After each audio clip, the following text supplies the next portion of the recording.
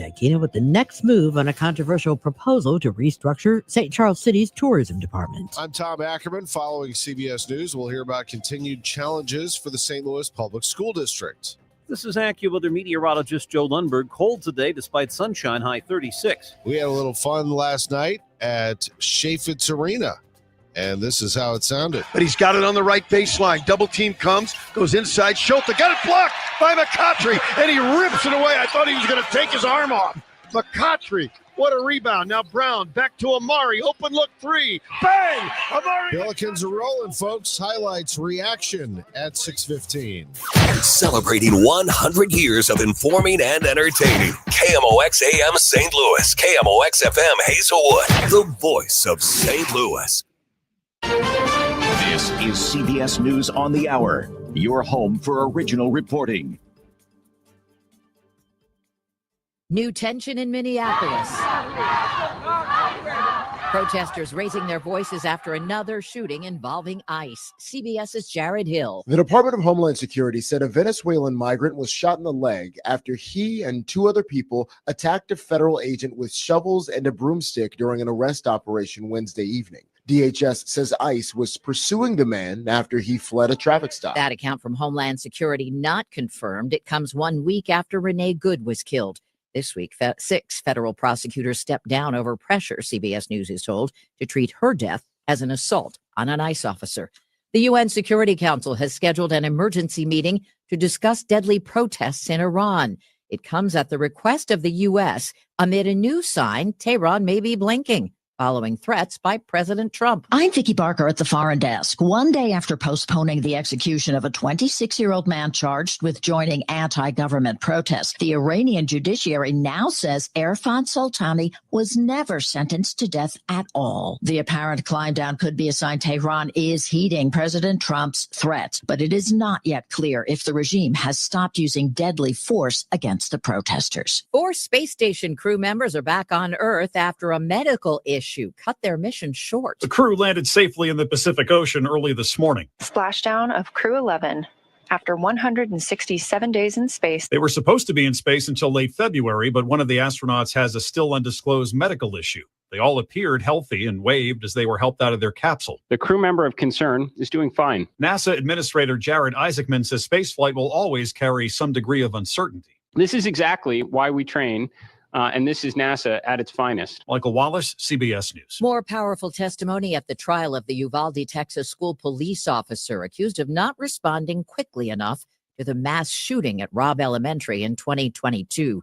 Teacher Mercedes Salas told the jury she texted her husband and children to pray for her when she heard shots fired. At the smell of the gunpowder, I knew whoever it was, he was close to my room. There's advice if your cell phone conked out in yesterday's Verizon outage. The company is urging customers to restart their mobile devices if they're still having problems. According to Down Detector, around 180,000 people reported outages at one point Wednesday, with phones switching to SOS mode. CBS's Jesse Mitchell. There is no word yet on what caused that outage. Dow futures up 37. This is CBS News. Follow and listen to the official 48 Hours After Show post-mortem on the free Odyssey app or wherever you get your podcasts.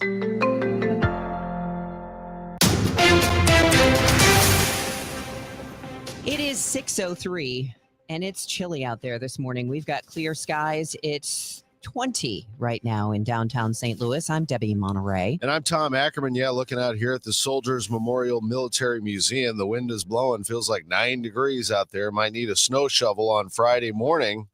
We're going to be keeping tabs on a disturbance that will dart through the area early tonight. As it does, it will produce a band of snow that won't last terribly long, an hour, 2 hours at most. But as it comes down, the visibility could be quickly reduced to a half a mile or less in places. We could get a quick coating to a half an inch or so of snow. And with that poor visibility, it could create some very hazardous travel conditions for a couple of hours before midnight, before it goes away and it tapers to just a flurry or two late tonight. AccuWeather meteorologist Joe Lundberg will have his complete forecast coming up at 6:10. One day after St. Louis Public Schools lost full accreditation, its chief financial officer is out. Kimberly Johnson was placed on leave Wednesday after having served only 1 year as CFO.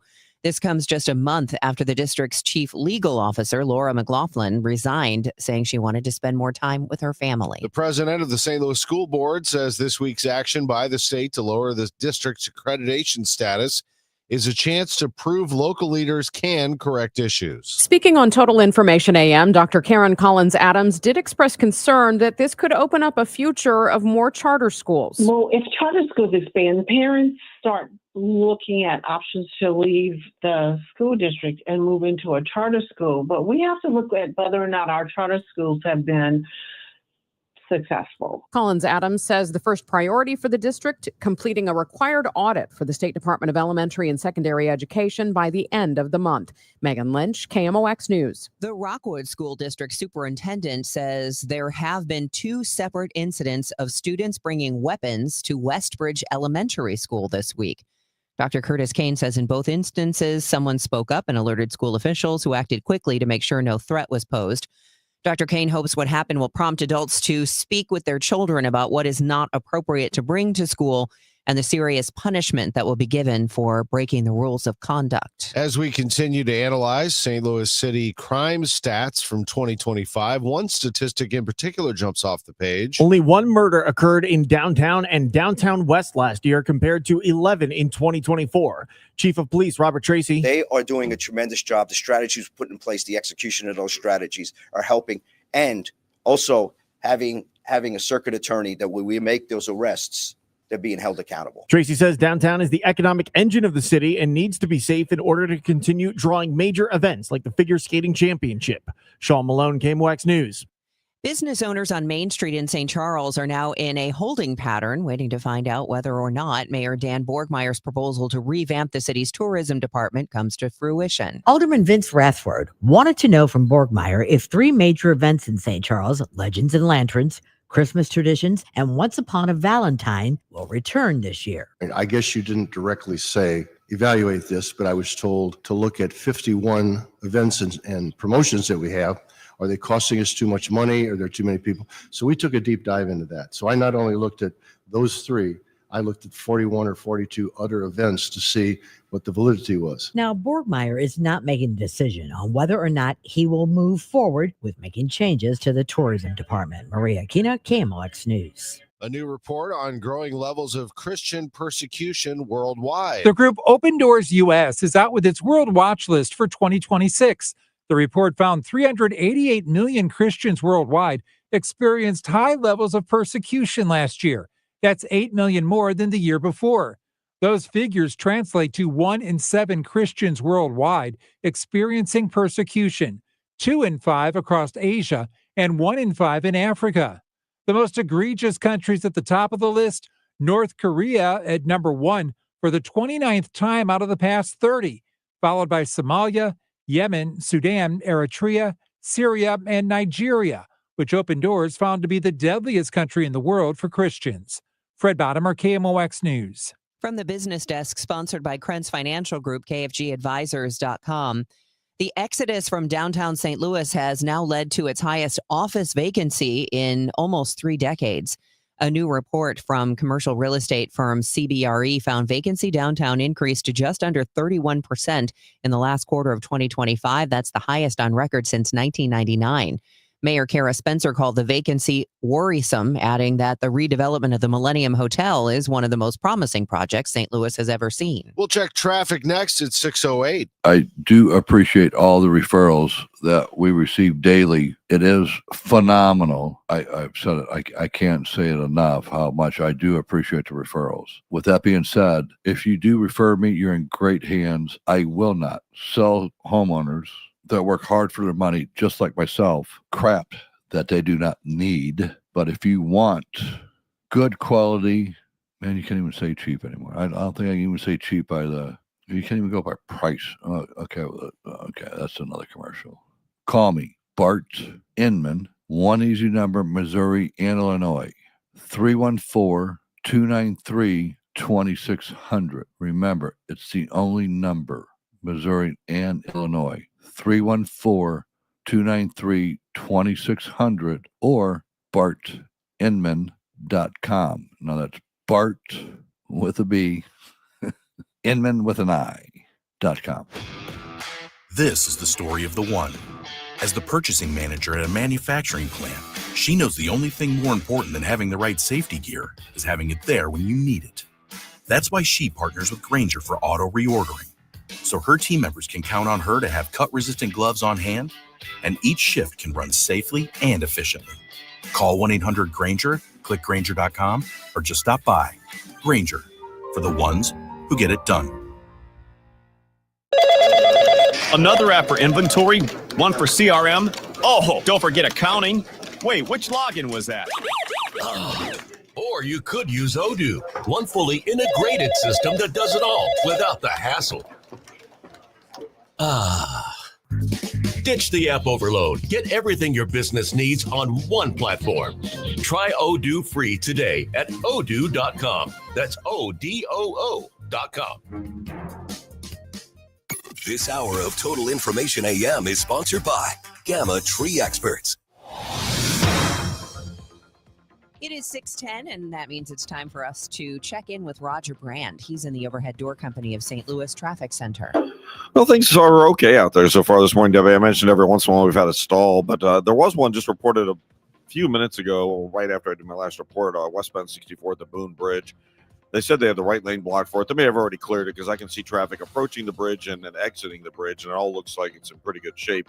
As far as delays go, I don't really see anything. So, again, it's probably been quickly cleared, but just pay attention as you get through that area. But right now, I'm not seeing any issue with it. I do see a little bit of volume on northbound 55, just a little bit of a slowdown in that work zone, just immediately north of Highway A. It doesn't even run midway up to McNutt before you're back on track. So, not much to worry about there. And it still looks good north of Bayless in the construction area there. 270 north of 64 both ways, still okay in that work zone. On the Illinois side, still light traffic on the runs into the downtown bridges for you as well. Next update at 6:20 for the Overhead Door Company of St. Louis Traffic Center. Let's check that full forecast. Chilly weather, says AccuWeather meteorologist Joe Lundberg. Today, high 36, becoming cloudy this evening. A snow shower early tonight, maybe a flurry late. Any heavier snow shower can quickly reduce the visibility and cause some slippery travel. Our low tonight, 31. Temperatures slowly rise late tonight. Tomorrow, breezy and not so cold with clouds and some sunshine, the high 47. For Saturday, windy, much colder with clouds, some sun and a high of only 26. But AccuWeather real field temperatures in the single digits and low teens. From the Saliga Heating and Cooling Weather Desk, I'm AccuWeather meteorologist Joe Lundberg on 104.1 FM KMOX. Right now, 19 in Florissant, 19 in St. Peter's. Clear, 20 degrees, feels like 9 downtown at the Arch. It's 6:12. 2 people are dead and a third person cooperating with police after Wednesday shootings in the West End neighborhood of North St. Louis. Officers say this happened inside an apartment on Hamilton. That's between Goodfellow and North Skinker. A man in his 30s was shot dead by a man in his 40s who was then fatally wounded by a third man said to be acting in self-defense. Flu activity in the region is now at very high levels. Later this morning, St. Louis County Public Health Director Dr. Kanika Cunningham will address the situation from the Murphy Health Center in Berkeley. She'll be joined by County Executive Sam Page. Changes are in the works at SEMA, St. Louis City's emergency management agency, after last May's tornado exposed problems. Its new commissioner, Greg Favor, says they need more staff. They currently have 6 positions with 3 filled, but a city this size should have 10 to 12 minimum. Favor says they'll be adding a different kind of help too. We're going to have full-time meteorologists sitting at SEMA a couple days a week. They're going to permanently embed at our emergency operations center because the team is not a weatherman. Like I can go outside and know that I need a coat that day. I can't tell you that 4 days from now we're going to have the low pressure system that's going to come through that's going to drive tornadoes. Favor says the fire department has invested a tremendous amount of money on sirens, making sure they all work, and will be the activators of emergency sirens. If you're a smoker in Missouri, it costs you about $3.4 million over a lifetime. According to Wallet Hub, the cost of cigarettes in the Show Me State is still almost the lowest in the nation, costing about $140,000 over a lifetime. But the cost of not investing that money elsewhere is about $2.4 million. Then add in healthcare costs, income loss, and other expenses. For many working families in the Metro East, the hardest part of getting a real ID isn't the paperwork, it's the clock. Secretary of State Alexi Janulius admits that the standard 9 to 5 DMV schedule punishes hourly workers and parents. He says the new Saturday hours are specifically targeting what he calls the time tax that keeps people from upgrading their license. If you work weekdays, if you care for kids, or can't take time off, the process can feel stressful and out of reach. That's the time tax, and it's one of the biggest barriers to Real ID compliance. The expanded Saturday hours will run through the end of the month at participating DMVs statewide. The Lift for Life gym in North St. Louis has tapped a former college football player and TV news anchorman to lead its team. 3-time Emmy winner Rennie Knott has been hired as the organization's new executive director. Knott says he knows firsthand how weightlifting and athletic competition can build self-discipline, making him a natural fit for the gym's mission. The nonprofit provides free athletic training, meals, and mentoring to nearly 400 children a year in one of the city's most economically challenged zip codes. It's 6:15. The Billikens were off and running last night, taking on Fordham at Chaffetz Arena. Center circle to the right wing. Robbie back to Ish for three. Instant Sharma. Bang, he got it. Timeout, Fordham. 3:46 left in the half. 38-24, St. Louis. Billikens can hit them from the outside. We know that. They knocked down a dozen threes last night in a 78-56 win over the Fordham Rams in A-10 play. But this was a key member of the team last night. Fordham is a physical team, and so the Billikens needed to counter. First half, Paul Otieno had 2 fouls. He had to sit. They needed to save him for the final 20 minutes. Now it's Brown. One man to beat.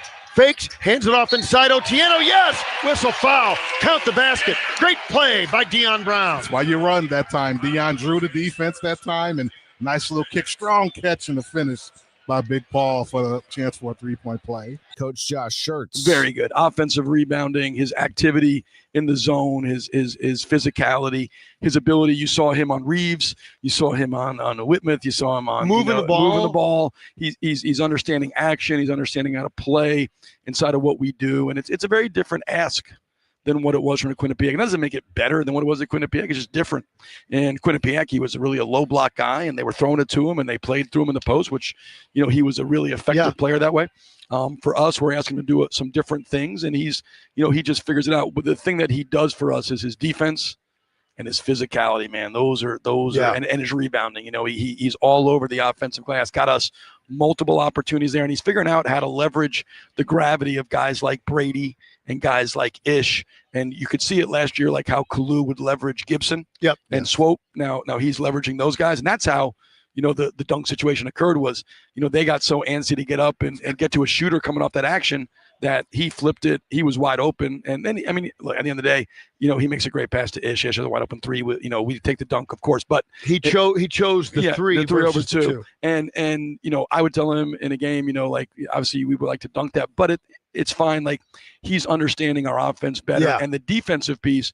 That guy's guarding DeJour Reeves, Christian Henry. He's guarding. He's guarding 1 through 5, just like Amari.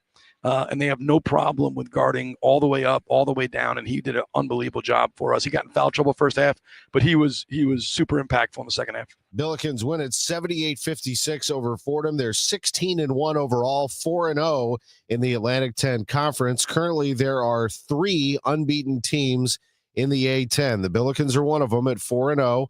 Dayton is also 4-0. George Mason's off to a great start. They're 17-1 and 5-0 in the A-10. Elsewhere in college basketball last night, Missouri beat Auburn 84-74. 13th ranked Illinois wins at Northwestern 79-68. In the Missouri Valley Conference, it was Indiana State, a 94-89 winner over Illinois State.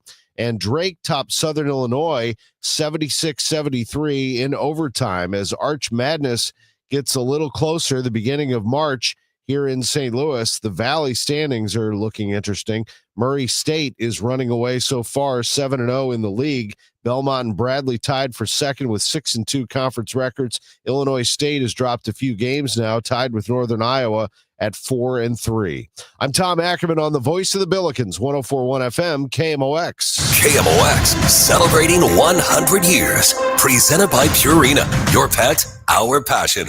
Now, a KMOX pioneer. Before he became one of the most celebrated broadcasters in America, Bob Costas launched his remarkable career right here at KMOX. I was 22 years old when I came to KMOX. Costas called play-by-play for the Spirits of St. Louis, hosted Open Line, and covered Mizzou basketball, all while honoring the sharp wit and subtle comic timing he displayed as a semi-regular on The Carney Show. Jack Carney, he introduced me to the St. Louis audience beyond the basketball games that I was calling. His 7 years at KMOX set the stage for a legendary national career.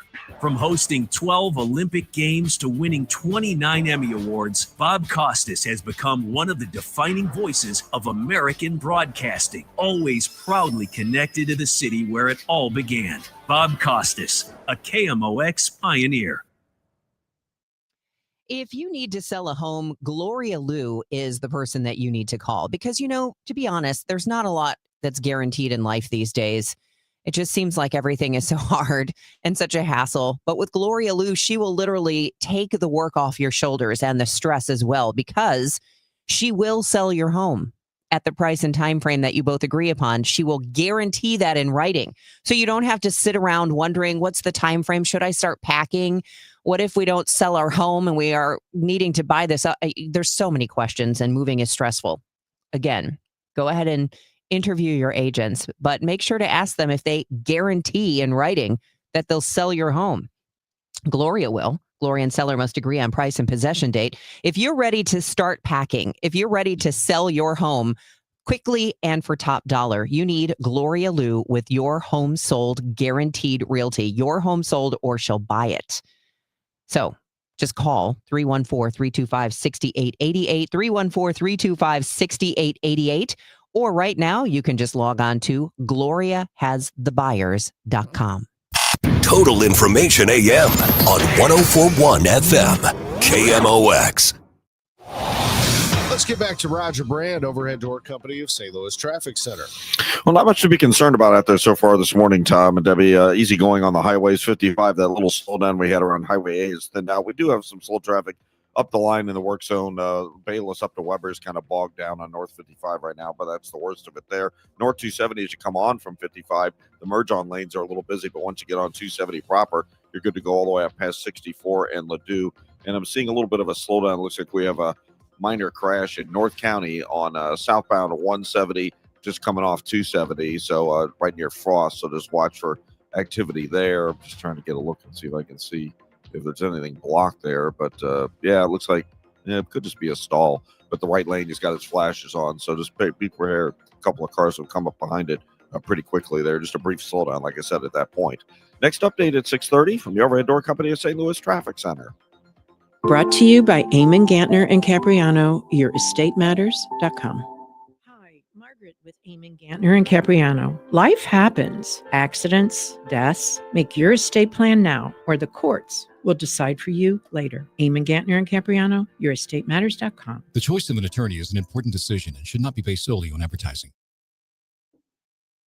The forecast, AccuWeather's Joe Lundberg says it's going to be cold, windy, and a high of 36 today with a little bit of sun, but it's going to feel like we're in the teens. Right now, it feels like we're in the single digits. Becoming cloudy with a snow shower early tonight, maybe a flurry late, and a low of 31. Temperatures rise to 47 for the high tomorrow. Currently, it's 20, feels like 9 downtown at the Arch. Stall in the right lane, southbound 170. It is 6:23 and the news continues. More outrage in Minneapolis after another shooting by a federal agent. The Department of Homeland Security says the officer shot and wounded a wanted undocumented migrant from Venezuela during a scuffle. And while he was being attacked by bystanders armed with a shovel or a broomstick. We get more from CBS's Jared Hill. With Minneapolis now on edge, last night, Minnesota's Democratic Governor Tim Walz urged President Trump to pull back the federal immigration surge. End this occupation. You've done enough. They can protest all they want. We're just going to double down and enforce the law. President Trump's border czar, Tom Homan, says ICE operations will continue. Jared Hill, CBS News. President Trump said Wednesday that his administration had been told on good authority that the Islamic Republic is stopping its deadly crackdown on anti-government protests.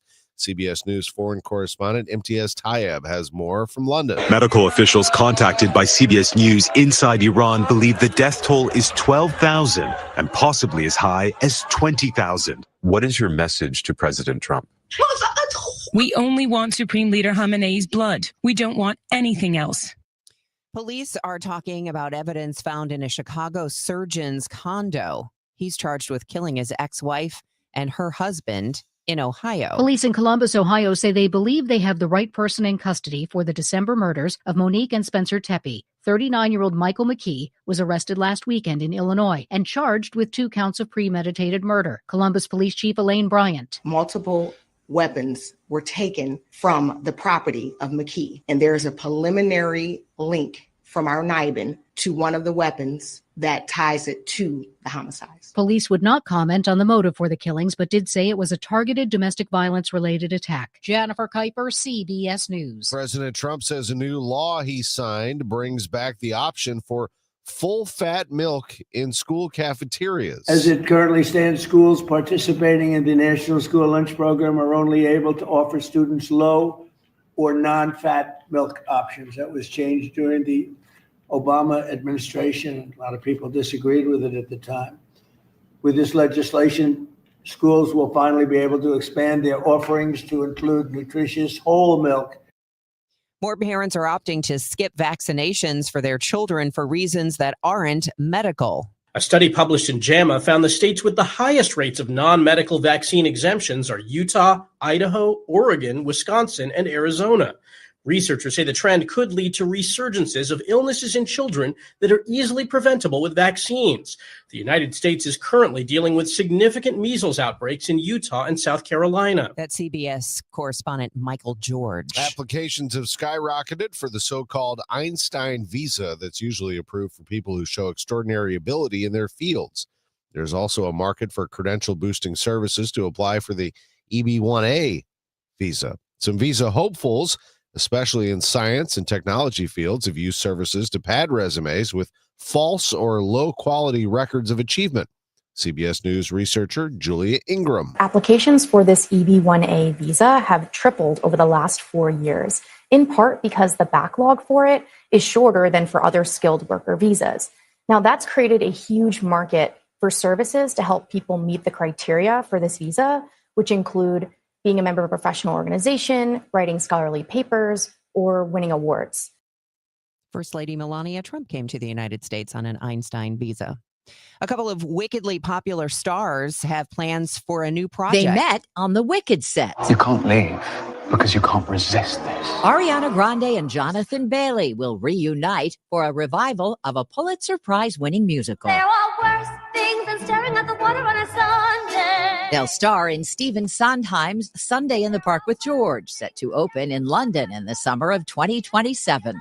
The pair confirmed the project in a joint Instagram post showing them seated in front of a George Seurat painting at the Art Institute of Chicago, the one that inspired the musical. The original debuted in 1984 and starred Bernadette Peters and Mandy Patinkin. Deborah Rodriguez, CBS News. 6:27 time check sponsored by Jerry Kelly Heating, Air Conditioning, Electrical, and Plumbing. It's time for a $98 furnace tune-up.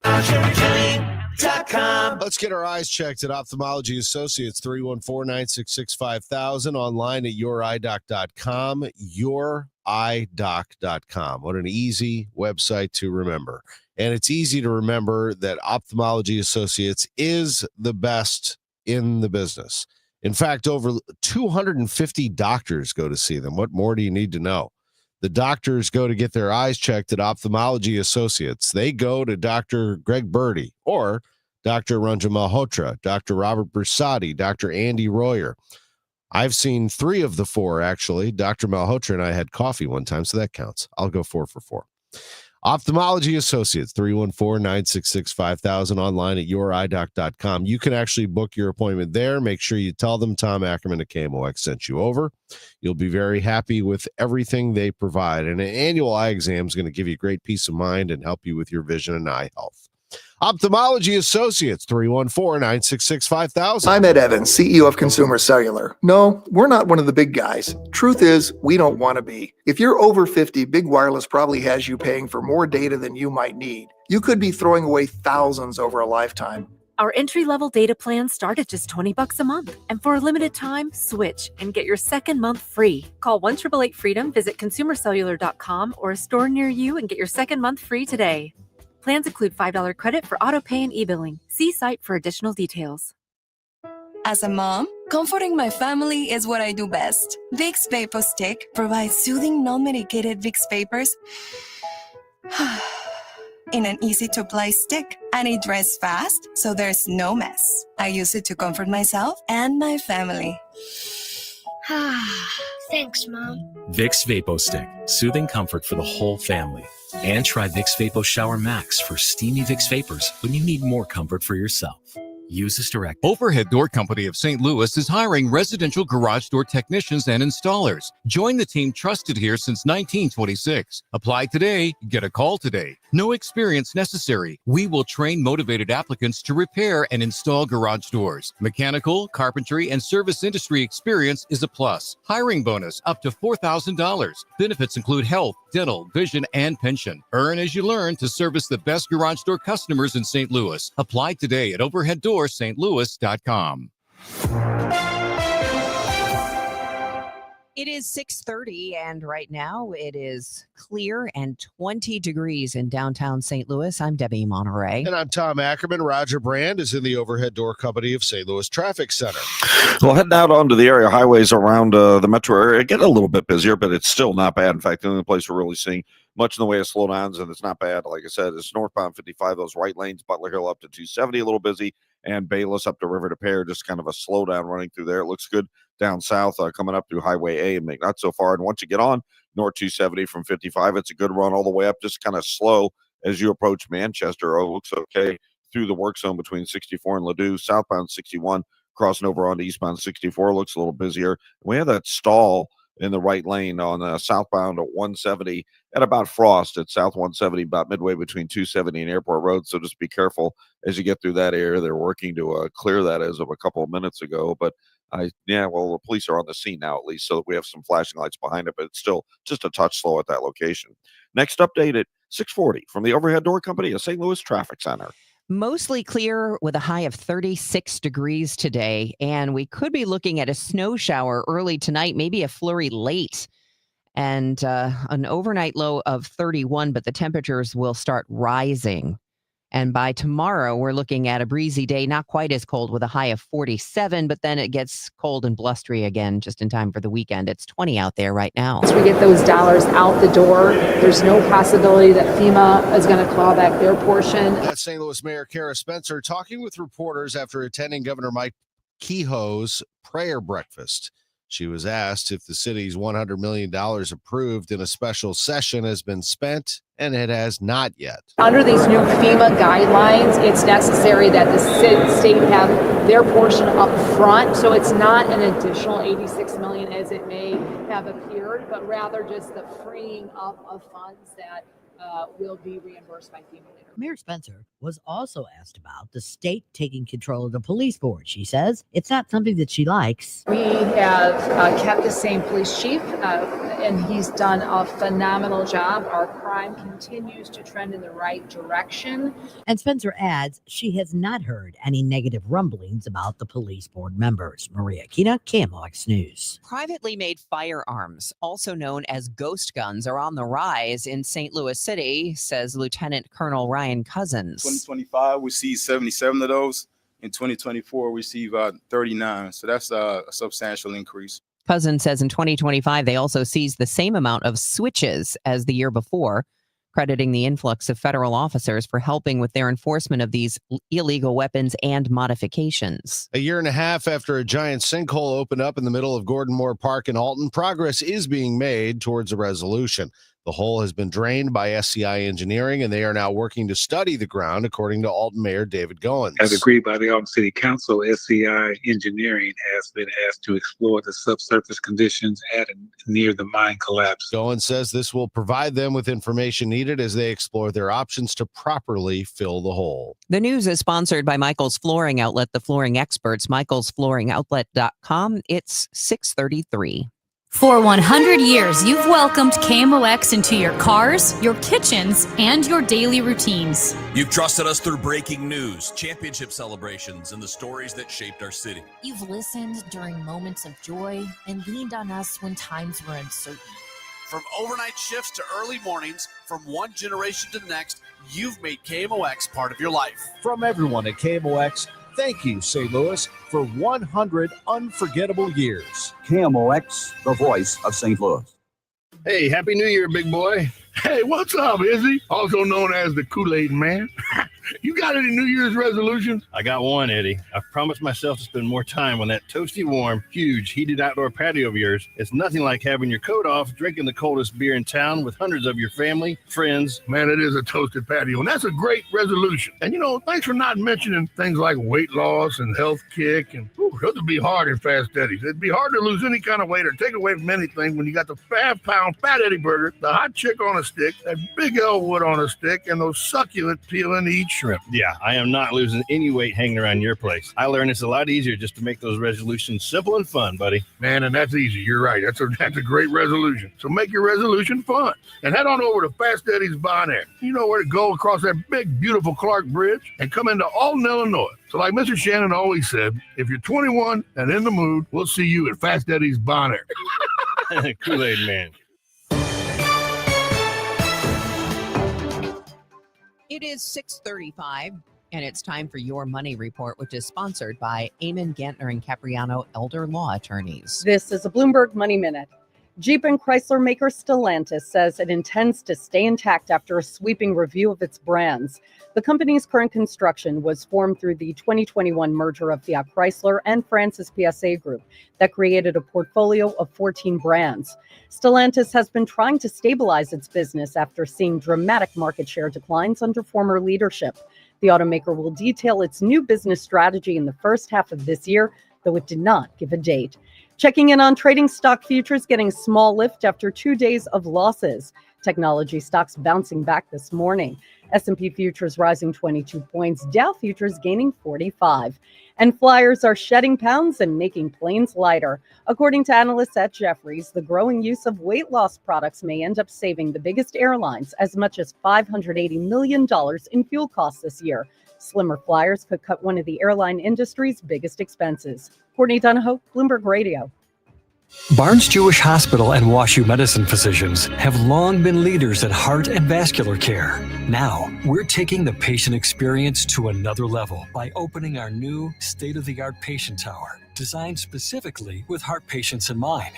By combining the latest technology with thoughtful design and private rooms, heart patients can experience faster healing, reduced stress, and improved outcomes. Learn more at barnesjewish.org/heart. When it comes to planning your retirement, there's a lot to think about. Portfolio management, tax planning, and retirement income just to get started. Steve All and his team at the All Financial Group focus on those things and more. Their goal is to help you achieve your goals. Call 636-230-8824 or online, yourmoneymattersstl.com. Investment advisory products and services made available through Impact Partnership Wealth, LLC, IBW, a registered investment advisor. Insurance and annuities offered through Steve All, NPN number 153-07419. We all hear the radio ads about the IRS. They tell you to be afraid, to be scared, and they try to frighten you into calling. I'm not here to do that. Tax Relief Advocates is different. TRA is here to tell you that if you owe money to the IRS, whether it's $5,000, $50,000, or $500,000, we have a solution. It doesn't matter if you're sitting in your car, at work, or with your kids. No matter where you are, call now. 800-575-9834. Don't lose hope. TRA can eliminate or reduce what you owe to the IRS. Generous programs are now available that can give you a fresh start. Our passion is taxes and helping individuals fix their IRS problems. We have over 1,000 5-star reviews on Google and an A+ with the Better Business Bureau. You don't need to be afraid of the IRS any longer. End your tax nightmare today by visiting us online at TRA.com or call 800-575-9834. That's 800-575-9834. Tax Relief Advocates, real solutions for real people. Fairwinds River's Edge is more than a place to live. It's a place to belong. Come see why we have been voted Best Independent Senior Living Community for 4 years in a row by U.S. News and World Report. We think you'll like it here, and the experts agree. Come see us for yourself. Call to schedule a tour and complimentary lunch, or to learn more about our upcoming app university that can help enhance your everyday life. Find us online at fairwindsriversedge.com. Nothing makes a gathering great like Eggland's Best Eggs. They're just so delicious with better nutrition, too. For us, it's eggs any style, as long as they're the best. Eggland's Best. Better taste, better nutrition, better eggs. Get ready for men's Billikens basketball Saturday afternoon as they face Richmond. Pregame 2:45, tip at 3 on your home for Billikens basketball. KMOX. It is 6:39, and you're listening to Total Information AM. The Missouri National Guard would take up a new mission under a proposed new law protecting the state against cyber attacks. The proposed Cybersecurity Mission Act has the full backing of the National Guard's commander, Adjutant General Charles Hausman. Support would be extended upon request from state agencies, public universities, law enforcement agencies, utility companies, and critical infrastructure facilities throughout the state of Missouri. All operations under this act will be conducted in accordance with applicable state and federal laws, ensuring Missouri's digital defense never comes at the expense of our constitutional rights. Hausman says the bill would also create a special fund to help cover the costs of cybersecurity response. Let's take a look at the roadways and the weather. It's very January-like out there right now, but we've got all the details on the way that include the possibility of snow. That's not going to help your ride in, but that's not the case this morning anyway, the snow. Roger Branson, the Overhead Door Company of St. Louis Traffic Center with the latest.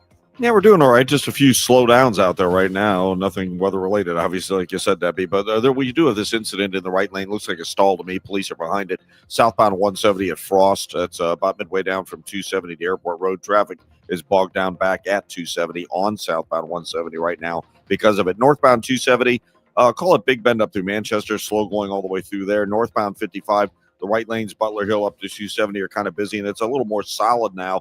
North of the Union Road overpass up through Weber, but it remains slow in pockets up past Virginia on northbound Highway 55. Other than that, eastbound 70, eastbound 64, and southbound 61 coming in from the Wentzville area look good in downtown. There's just a little busy traffic on the Poplar Street Bridge, a little heavy traffic northbound Route 3 between Queenie and Monsanto.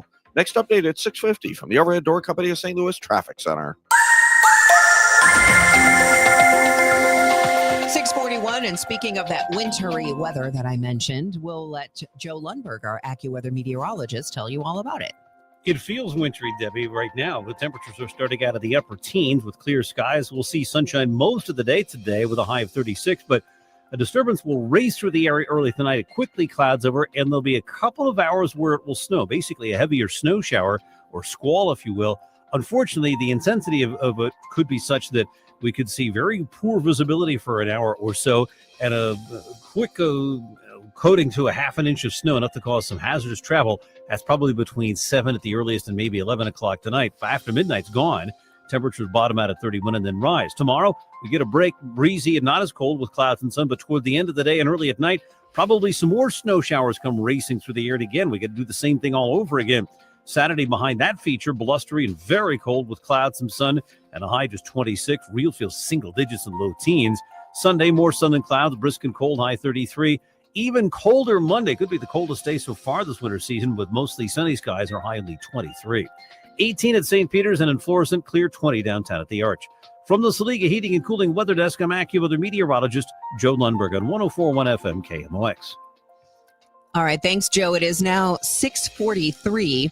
Senate Republicans rallied Wednesday to defeat a Venezuela war powers resolution, bowing to very strong pressure from President Trump. Vice President J.D. Vance casting the deciding vote to break a 50-50 tie. Point of order is sustained. 5 Republicans joined Democrats to support the resolution, limiting the president's power to carry out further military action in Venezuela, but the president hurled insults at them and applied intense pressure to get them to change their minds. At CBS's Allison Keyes, Missouri's Josh Hawley, one of the Republicans who flipped his vote, he said his concerns had been addressed. There's heightened tensions between the U.S. and Denmark over President Trump's intentions to acquire Greenland. Groups from several European countries, including France, Germany, Norway, and Sweden, are arriving in Greenland to help boost the Arctic island's security. The move comes after talks between representatives of Denmark, Greenland, and the US on Wednesday highlighted the fundamental disagreements between the Trump administration and European allies. French Poles and Oceans Ambassador Olivier Poivre d'Arvor said in an interview that the deployment sent a strong political signal. Meanwhile, in Copenhagen, locals expressed concern over President Trump's approach. Copenhagen resident Bastian Lindberg called it surprisingly aggressive when we're all supposed to be allies. Denmark is also increasing its military presence. The talks focused on US intentions to take over Greenland for its mineral resources amid rising Russian and Chinese interest. I'm Karen Chamas. 4 space station crew members are back on Earth after a medical issue cut their mission short. The crew landed safely in the Pacific Ocean early this morning. Splashdown of Crew 11.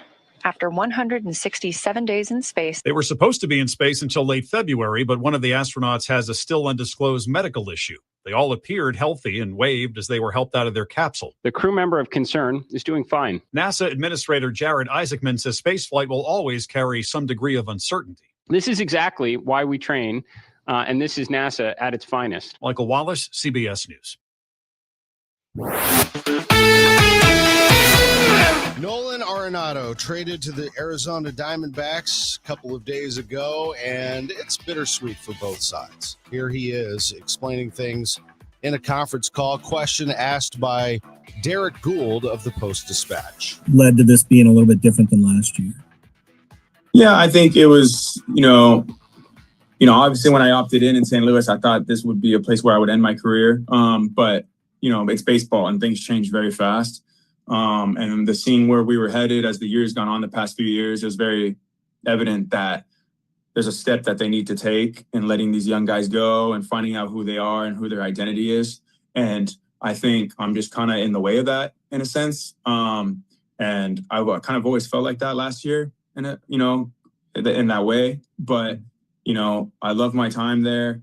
I think, the conversations I had with Chaim also was very much, we want to let some of these young guys play, and not that I'm in the way, but we need to see what we have, and we already know what we have with you, but at the same time we need to move on. And it was very respectful, and I was very understanding of it, and that was all there is to it. And like I said, things change fast in this game, and you just move on. And I'm excited for the new opportunity. It feels like a fresh start.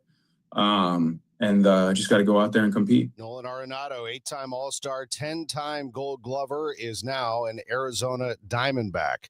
Meanwhile, the St. Louis Billikens are 16-1 on the college basketball season. They are putting on a show at Chaffetz Arena. Take a listen. Back the lob, Jones, jam time! Oh, the 25-foot lob, Sharma to Quentin Jones. Beautiful touch on that pass that time, and Kiwatones. That was pretty. Sharma to Jones. Bob Ramsey, Earl Austin Jr. with the call on KMOX. Back comes Thames, drives and dishes. Dunlap wants to penetrate. Jump stop. Glass good. What a play by Brady Dunlap. Too much. Yes. It's too much. Too much. And too much Billiken basketball. 78-56 win over Fordham last night at Chaffetz Arena boosts SLU to 16-1 and 4-0 in the Atlantic 10 Conference. If Missouri Senator Eric Schmidt had his way, the Billikens would be in the Big East. Schmidt is a SLU Law School alum, and he and Ohio Senator John Husted, a University of Dayton graduate, penned a letter to Big East Conference Commissioner Val Ackerman to make their pitch for their respective schools, saying, quote, "It's increasingly clear that schools with shared values, academic priorities, and comparable resource models are best served by governing collectively and competing within the same conference." They wrote that the schools are natural fits with Georgetown, Creighton, St. John's, DePaul, Marquette, and others, saying both SLU and Dayton share the core institutional values that have long defined the Big East. Chris May, the athletic director at SLU, was quoted as saying that he was appreciative of the Senators' longstanding support of SLU. While conference realignment is always on our radar, we are a proud member of the Atlantic 10 Conference and remain focused on winning A10 championships. College basketball yesterday, Mizzou beat Auburn. Final was 84-74, and another nice win for Illinois on the road. They go to Northwestern, 13th-ranked Illini, win at 79-68. I'm Tom Ackerman on the voice of the Billikens and the Cardinals, 104.1 FM KMOX. Hey, this is Charlie Brennan, along with Dr. Colleen Bosler and Dr. Adam Voss of the Audiology Center. When was the last time you really enjoyed a conversation without straining to hear? Charlie, so many people think hearing aids just make things louder. But that's old technology. Today's hearing aids do so much more. Exactly. With the dual chip technology, our hearing aids actually separate the speech from the background noise. Which means at a noisy restaurant, you'll hear your friends and family, not the clinking dishes.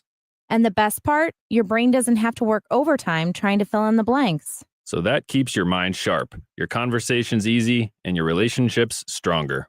Because hearing well isn't just about sound, it's about staying connected. Thanks, Doctor. Call the Audiology Center today to schedule your annual hearing evaluation.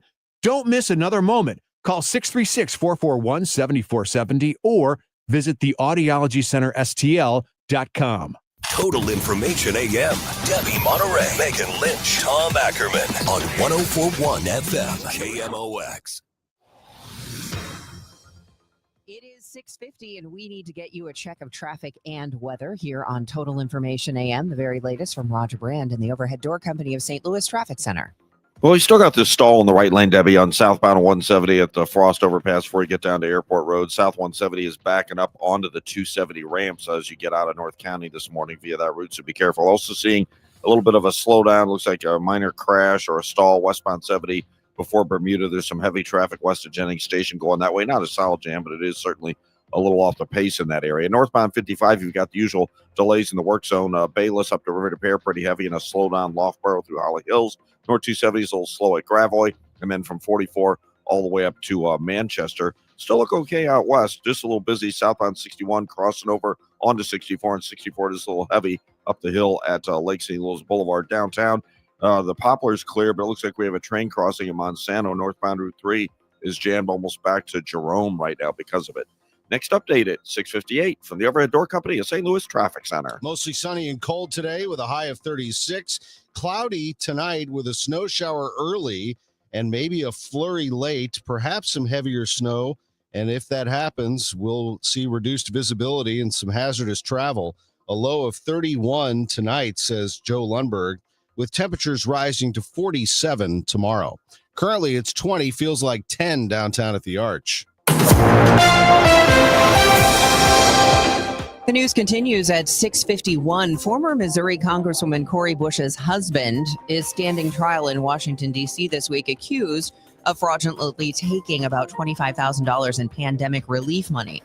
His attorney, Justin Gelfand, says the only reason this case was brought is because Courtney Meritz is married to Cori Bush and the government's accusations are small. The first count involves a loan that was applied for and never paid, $0.00 left the SBA in connection with that loan. The second loan was a PPP loan for just over $20,000. Gelfand argues Meritz also operated a legitimate moving company and was hurt during the pandemic, justifying the loans he received. The Congressional Steel Caucus held a State of the Steel Industry hearing Wednesday on Capitol Hill. The caucus is made up of more than 100 Republicans and Democrats with steel mill interests in their districts. Metro East Democrat Nikki Budzinski spoke about U.S. Steel's Granite City Works facility. Our goal is not just to keep the lights on until 2027. It is to ensure that Granite City is a part of the next generation of American manufacturing. U.S. Steel recently authorized the restart of an idled blast furnace in Granite City, and hiring has begun to staff it. College enrollment is at a 10-year high. The National Student Clearinghouse Research Center says the number of undergraduate and graduate students rose to 19.4 million in the fall, driven by growing enrollment at community colleges. Enrollment at private colleges fell. Foreign student enrollment, a key source of revenue for some schools, is down after the Trump administration made it harder for them to come to the U.S. Many Americans have been questioning the value of a college diploma, but experts say students need education beyond high school in this complex economy. Michael Wallace, CBS News. A popular book is getting even more popular thanks to Netflix. Emily Henry's 2021 hit rom-com novel, The People We Meet on Vacation, spent 71 weeks on the New York Times bestseller list since its release. But now, since the release of a movie adaptation by Netflix, the book is back on the list. The book sat at 14 last week and is up to 10 this week. I'm reading an Emily Henry book right now. Not that one. I heard it's somebody's birthday. Birthday excitement. It's your birthday. The birthday shout out is sponsored by Renner Garage Door, RENNER, forward and back, family owned and top rated, RennerDoorSTL.com. The place to send birthday and anniversary announcements is totalam at KMOX.com, totalam at KMOX.com. Happy birthday wishes going out to Jim Doyle, John Hewlett, Rose Storner Wallace of Swansea, and AJ, also known as Anthony Joseph King. Happy first from your Meemaw and Peepaw. Happy birthday to a couple of Cardinals. Ray King, always great with us. The great Cardinals lefty, the alum, is 52 today. And a big happy birthday to Matt Holliday. He is 46 today. Birthday hour. McKelvey Homes, they are 128 years old. They've been around since 1898.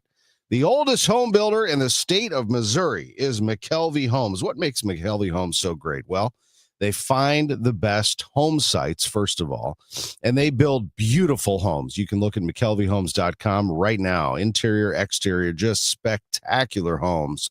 Quality craftsmanship, and they've done it for many years. Exteriors, kitchens, great rooms, bedrooms. You can click through the photo gallery and look at McKelvey Homes, the most respected name in home building. With a long-standing tradition, they are committed to the highest standards of excellence at McKelvey Homes. You can choose one of their thoughtfully designed communities, or maybe you prefer a custom home on your own lot. McKelvey builds in the most sought-after locations, places where families truly want to live. The newest is the Reserve at Wildwood, located at the southwest corner of 109 and 100. Fantastic location in Wildwood, suiting every lifestyle, personalized service to guide you through every step of the process at McKelvey Homes. McKelveyhomes.com. Move up to McKelvey. With the new IHOP value menu, $6 is all it takes to go to your happy place, where stacks of pancakes with bacon and eggs are just $6 every day. French toast, sausage, and eggs are, you guessed it, $6. And fluffy omelets come with a side of pancakes and only cost $6.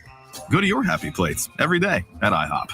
$7 in some locations. Available every day for a limited time at participating restaurants in the U.S. Hours may vary. No substitutions. Not valid with other discounts or promotions. Prices may vary. We all hear the radio ads about the IRS. They tell you to be afraid, to be scared, and they try to frighten you into calling. I'm not here to do that. Tax Relief Advocates is different. TRA is here to tell you that if you owe money to the IRS, whether it's $5,000, $50,000, or $500,000, we have a solution. It doesn't matter if you're sitting in your car, at work, or with your kids. No matter where you are, call now. 800-575-6986.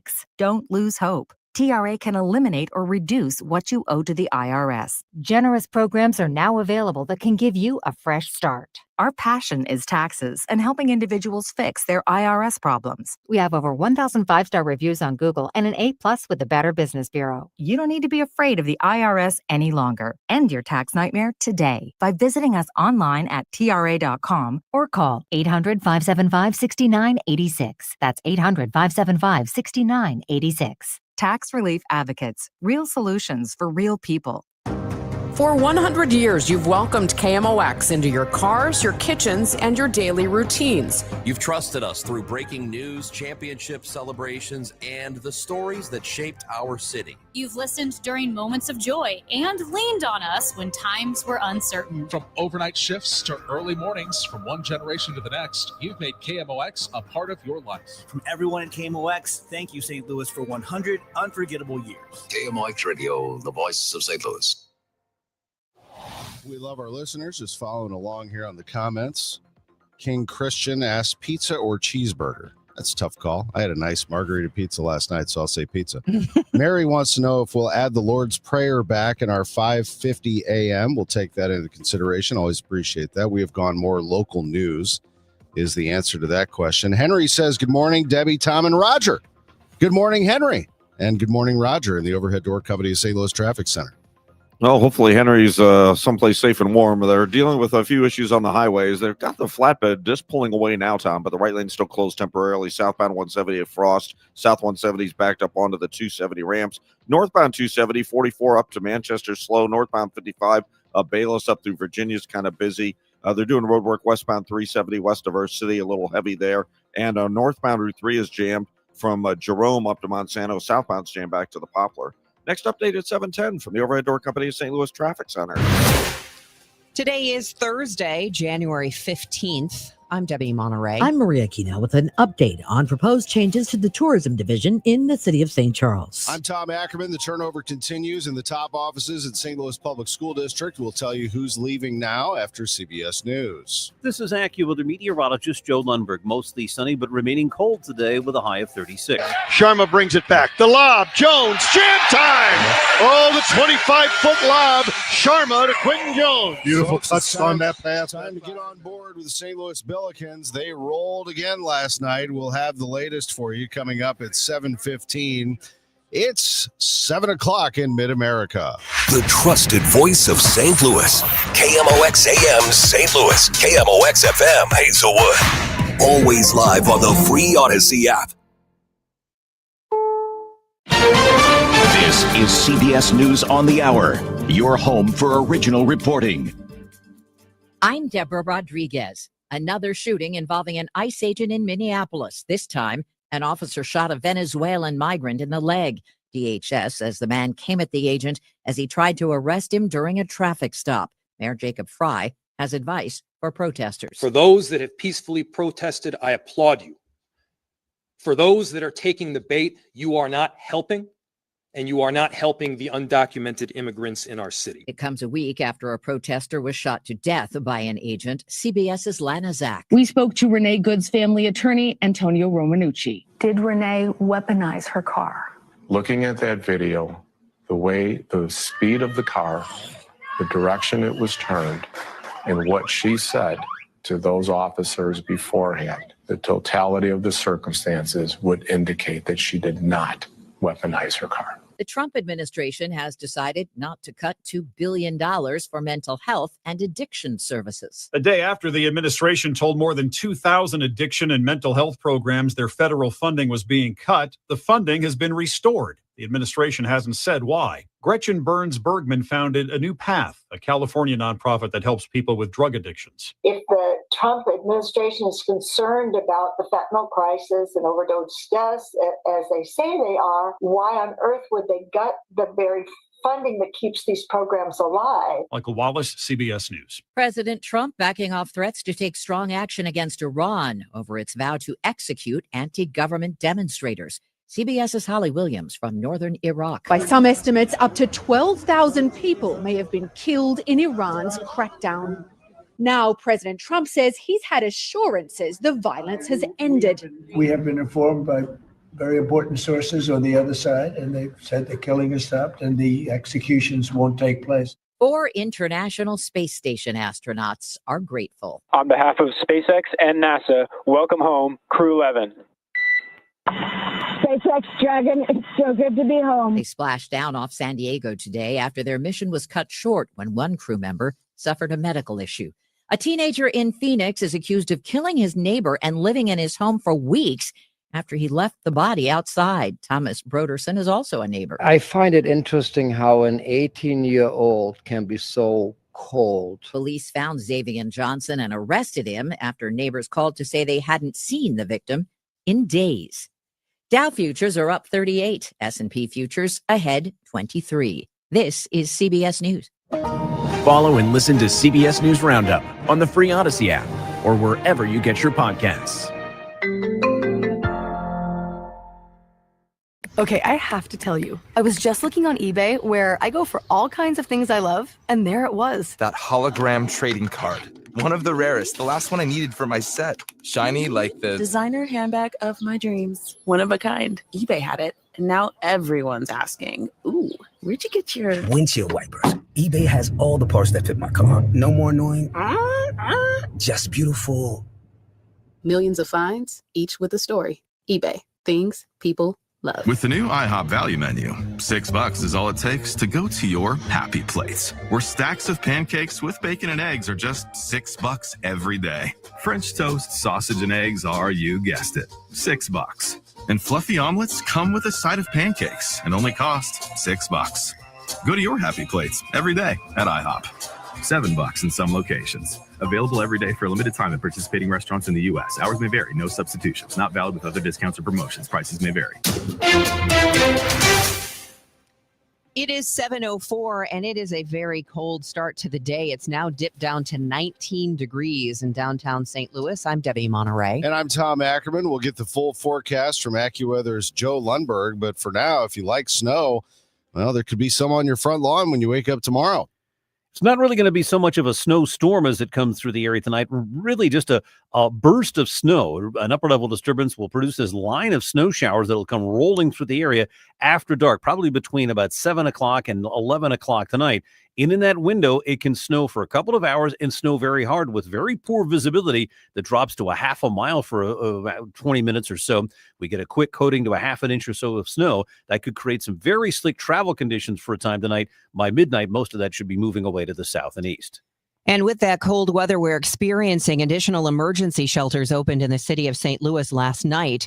The level 3 code blue means nightly transportation to shelters from the Urban League on Natural Bridge, Centenary United Methodist Church on Olive, and in the Loughborough Commons parking lot on Loughborough. There are walk-up shelters in North City, at Peter and Paul on North Florissant, in Central City at Biddle House on North 13th, and in South City, Peter and Paul on Kings Highway. There's a particular type of weapon being seen more often in the city of St. Louis. Lieutenant Colonel Ryan Cousins says ghost guns are on the rise in St. Louis City. PMFs, which is privately made firearms, and those are the guns that people can make at their homes that does not have a serial number. In 2025, the department seized 77 ghost guns, nearly double compared to 2024. Cousins says they did seize about the same amount of switches, which convert semi-automatic weapons to fully automatic. Sean Malone, KMOX News. Nothing will be done for now. That's what came out of Tuesday night's work session on restructuring the tourism department in St. Charles. Main Street business owners and residents opposed Mayor Dan Borgmeyer's restructuring proposal. Alderman Vince Rathford. We have 3 rather large events, amongst others, from the CVB. Legends and Lanterns, Christmas Traditions, and Once Upon a Valentine. And they're not really addressed in the presentation. Will all 3 of those continue in 2026? Nothing in my presentation and nothing in my comments to date have said that there's going to be any cancellations, any firings, or any changes in any of those events. There was no public comment during the work session, and as of now, Mayor Borgmeyer does not plan to make any changes to the tourism department. Maria Kina, KMOX News. Business Desk, sponsored by Krentz Financial Group, KFGadvisors.com. Downtown St. Louis has a perception problem, and a new privately funded nonprofit wants to change that. Downtown Forward will launch next week. Its executive director is a longtime downtown resident, lawyer, and real estate developer, Matt O'Leary. O'Leary tells the Business Journal the group is focusing on addressing systemic challenges holding downtown back, public safety, regional marketing, and advocacy, among other things. He co-founded the group with attorney Jerry Schlichter. It's 7:07, traffic and weather next. Recently, a new client called me and started by saying, "Mr. Morgan, I really need your help, but I'm just a nobody." Those words stunned me, and I immediately called him back, and we're now helping him and his family after a terrible accident. I'm John Morgan of Morgan & Morgan. Everybody who comes to our firm at their time of need is a somebody. I grew up poor, but my grandmother was like a queen to us. At Morgan & Morgan, our goal is to level the playing field for you and your family at your time of need. The insurance company has unlimited money and resources. You need a firm who can fight them toe-to-toe. For right at 30 years, we have fought them in courtrooms throughout America. Our results speak for themselves. And always remember this, everybody is a somebody, and nobody is a nobody. Visit forthepeople.com to learn about our firm. Morgan & Morgan, for the people. The choice of a lawyer is an important decision and should not be based solely upon advertisements. Past results afford no guarantee of future results. Every case is different and must be judged on its own merits. Staples presents That Was Easy. This year, it was important for my business to start strong. Starting weak is not recommended. But first, I needed a lot of stuff for the office. Sounds like a shopping spree. I just went to Staples. They have great prices on everything like ink, toner, printers, paper, and chairs. And now you can get up to 30% off select HP printers. Up to 30% off HP printers. Am I on a hidden camera show? No. Well then, let's go Staples. That was easy. Shop Staples in-store, online, or on the app. Ends 131. Select models only. Hey, I'm Mike Slater. My dad passed away at the age of 63. It's out of nowhere. Had a stroke. Super hard, obviously, for the whole family, but my dad had life insurance. This is why I have life insurance for my family, for my wife and 4 kids. And the best place to get life insurance is ethos.com because you can do it in 10 minutes. And there's no medical exam and no blood test, just a few health questions. Get life insurance in 10 minutes so your family is protected. Ethos, ETHOS, ethos.com/Mike. This hour of Total Information AM is sponsored by Gamma Tree Experts. Hey, let's get you caught up on your ride in this morning. Right now, we are looking at a very cold start to the day.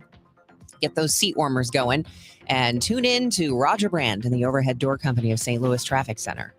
Well, it turns out this was, I guess, a crash, Debbie, on South 170. I thought it was a stall. Doesn't really matter. The right lane's still blocked, but I saw one vehicle they were loading up with a flatbed and it pulled away right when I did my report at the top of the hour. But there's 2 other vehicles down the road from it. Their flatbeds dealing with that are those now. So right lane remains closed. Again, it's South 170 before you get to Airport Road, right at about the Frost overpass. South 170 is jammed back to 270. And now westbound 270, there's a minor crash reported at Graham Hanley. So westbound 270 is jamming at New Florissant coming up to that point. So it's getting a little tougher in North County right now. Other than that, there's a little slowdown westbound 70 passing Lucas Hunt. We had a minor incident there earlier. Northbound 270, north of Big Bend to Manchester and approaching 64 up to Ladue is kind of busy in the work zone. Northbound 55, some slow stuff north of Bayless up to River to Pear and right around Holly Hills. And downtown, we still have the issue on Route 3.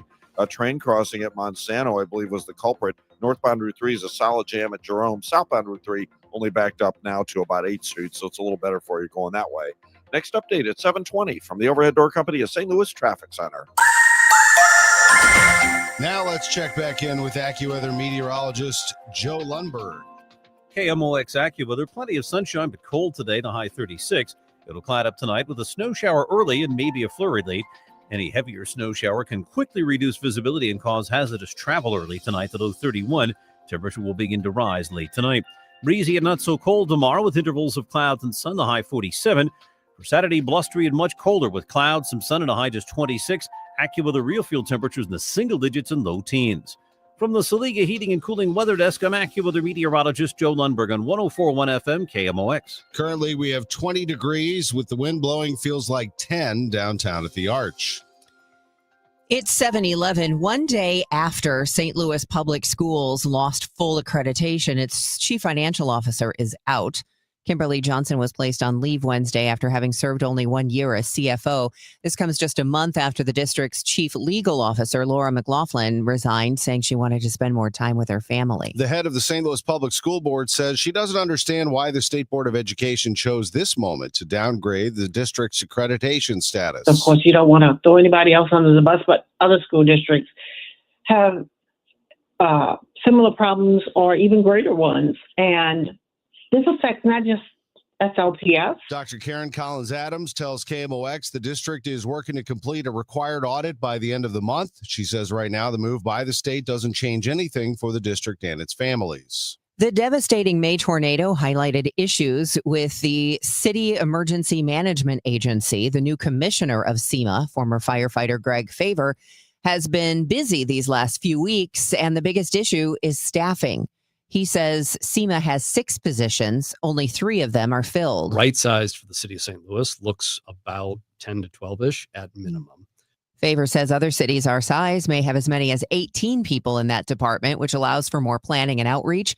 He adds emergency management is more than just people with lights and sirens. They must coordinate and work with a number of agencies and nonprofits. Flu activity in the region is now at very high levels. Later this morning, St. Louis County Public Health Director Dr. Kanika Cunningham will address the situation from the Murphy Health Center in Berkeley. She'll be joined by County Executive Sam Page. The Missouri Supreme Court upholding the death sentence of a man convicted of killing a girl in 2014 in a case that gained statewide attention. Craig Wood was convicted of abducting, sexually assaulting, and killing 10-year-old Haley Owens in 2014.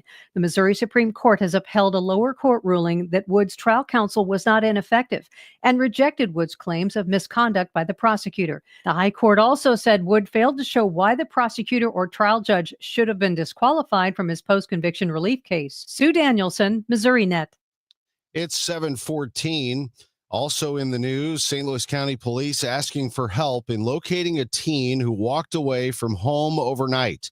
Officers say Samuel Traris may be freezing in the cold. The 16-year-old Traris is a 5'5", 130-pound white male with dark brown hair and brown eyes. He was wearing a black hooded sweatshirt and black jeans, also white New Balance tennis shoes.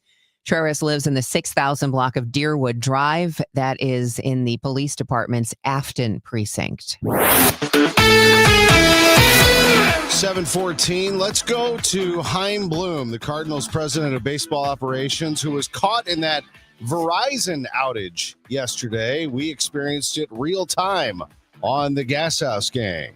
Really disconcerting if my cell phone's not working. You probably need that, especially if you have any irons in the fire. You don't want to miss any calls. I'm looking at it, and I got the SOS thing. You know, when you don't have a signal, so we got to get on that. Well, that is a huge problem. As soon as we're done talking, we got to get the Cardinals. I'm right in the middle of downtown St. Louis, so there certainly should be cell service here. Yeah, I would say so. Let's get that Cardinals IT department. They're good too. We'll get them on it. But I was kind of pondering out loud while we were waiting for you about Ollie's situation, because, Ollie is a driven guy. I mean, I remember at this time last year when we were talking about it was described differently, runway, reset, all that stuff. And he said, look, man, we're out here to win. I mean, we want to win. We want to go.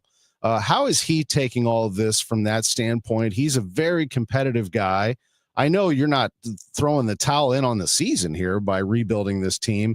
How does he approach that from a competitive standpoint, and how do you see it with him as the leader of this team on the field?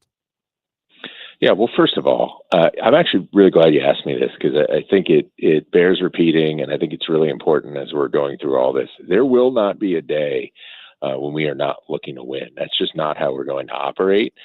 The reality is where we were, where we have been, wasn't getting us where we wanted to go either. And so this is really a question of strategy, and therefore sometimes taking the long view so that we can maximize the amount that we can win. But there's not going to be a day when we walk in this building not looking to win, or when we lower our standard in terms of what we expect of ourselves, what we expect out of our players. So in that regard, we're completely aligned. There's obviously that tension always, that arises, from my seat and his seat. They're two different seats, where obviously his job, the nature of it, is to be more focused, almost exclusively focused on what's going on that field that day. And, with my seat comes a responsibility to take a view of the bigger picture. And, I think that hopefully leads to great interaction and really good conversations. He's been amazing throughout this. I mean, I've said it before, the ability to get to know him leading up to this transition, and understand that in terms of what was required to get the organization where we need to be, where we want to be, obviously where this organization belongs, that this is the type of thing we need to go out and do. The reality is, obviously, you do that. There are some short-term sacrifices that you have to be willing to make to do that. And, those don't come without some degree of mixed feelings. But just in terms of alignment on the strategy, in terms of how he's been to work with through this, he's been great. Cardinals president of baseball operations, Chaim Bloom. More with him coming up in 5 minutes at 7:22. Last night, the St. Louis Billikens taking on Fordham at Chaffetz Arena. But he's got it on the right baseline. Double team comes, goes inside. Schulte got it blocked by McCautry, and he rips it away. I thought he was going to take his arm off. McCautry, what a rebound. Now Brown back to Amari. Open look three. Bang! Amari McCautry, both ends of the floor. Amari started the break, and he said, I'll conclude it with the triple. 49-33, biggest lead for the Bills. Defense creates offense, 78-56. SLU over Fordham. They are now 16-1 on the season. A very pleased coach, Josh Schertz. What's going on, guys? Hello. Well, it was an interesting game, and it seemed like Fordham got the pace of the game where they won it, but your defense rose to the occasion. Yeah, I think it's always hard. People are like, oh, you got to speed them up. Well, the thing with defense is the only way to speed somebody up is to trap and press and sell out to get steals. And then what you open yourself up to is layups and wide open threes. Now, if you're willing to do that, I think that's a great idea. To speed them up with discipline, you got to pressure the ball and be in your gaps. And I thought we made it hard on them. They really tried to slow the pace of the game down. Yeah. And then they zone, which is a slower attack a little bit. Some Billikens attacked that with some three-pointers and some buckets inside, and they win at 78-56. Mizzou also victorious, 84-74 over Auburn. Number 13, Illinois, won at Northwestern, 79-68.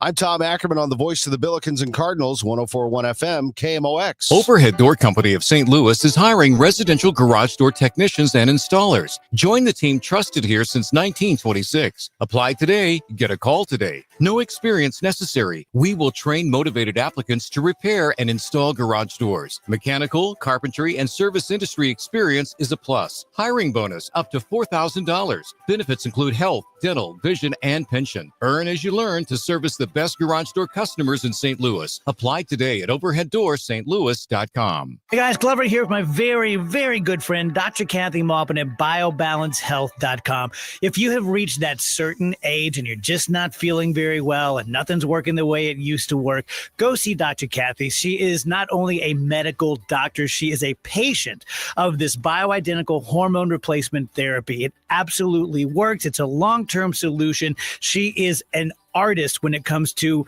helping you with your hormones. BioBalanceHealth.com for Dr. Kathy Maupin. Genesis of St. Charles, the number one Genesis dealer in Missouri. And they can back that up. GMA sales records for 2025 show that very thing. They are number one. Genesis of St. Charles, your premier Genesis dealer, located at 5601 Veterans Memorial Parkway. You've seen it right off I-70 off Mid-Rivers Mall Drive. No games, no gimmicks. That's the great thing about them. Upfront pricing. Unlock the e-price at genesisofstcharles.com and you are good to go. They want your trade as well, and they are willing to pay more for it on any new Genesis purchase. And every purchase comes with 3 years of complimentary Genesis service valet. They roll out the red carpet for you. Valet pickup, delivery, loaner vehicle, no additional cost. Great facility if you want to come in, get a coffee, relax, enjoy. Genesis of St. Charles. Missouri's first and only standalone Genesis dealership, genesisofstcharles.com. Total Information AM on 104.1 FM, KMOX. Oh my goodness, look at the time. It's 7:21, and that means it's time for us to get you updated on your ride in and the weather, which is very cold out there right now. We'll have details on potential snow on the way. First, let's check the roadways with Roger Brand and the Overhead Door Company of St. Louis Traffic Center. Well, Debbie, they cleared the crash we had on southbound 170 at Frost, midway down from 270 to Airport Road. But I mentioned the traffic backed up to 270, and then we had a crash on westbound 270. And that crash, westbound 270, is right at the 170 exit. It's blocking only everything but the right through lane of westbound 270 at the Interbelt. So westbound 270 now is a solid jam back through to almost Washington Elizabeth. So it's getting a little worse, and police are on the scene now to deal with that one. That crash is still on the shoulder. Westbound 70, I mentioned the incident at Lucas Hunt. Traffic is backed up to about Goodfellow there because of that one. Northbound 270, definitely getting busier. North of 55 to Gravois, Big Bend to Manchester, approaching Clayton Road up to Ladue. Westbound 64, Clayton Skinker through to Big Bend. That's a little slower. Northbound 55, Bayless up across river to Pear heavy. The train cleared Route 3 at Monsanto, so not much there. There's just a little slow traffic. Other than that, westbound on the Poplar.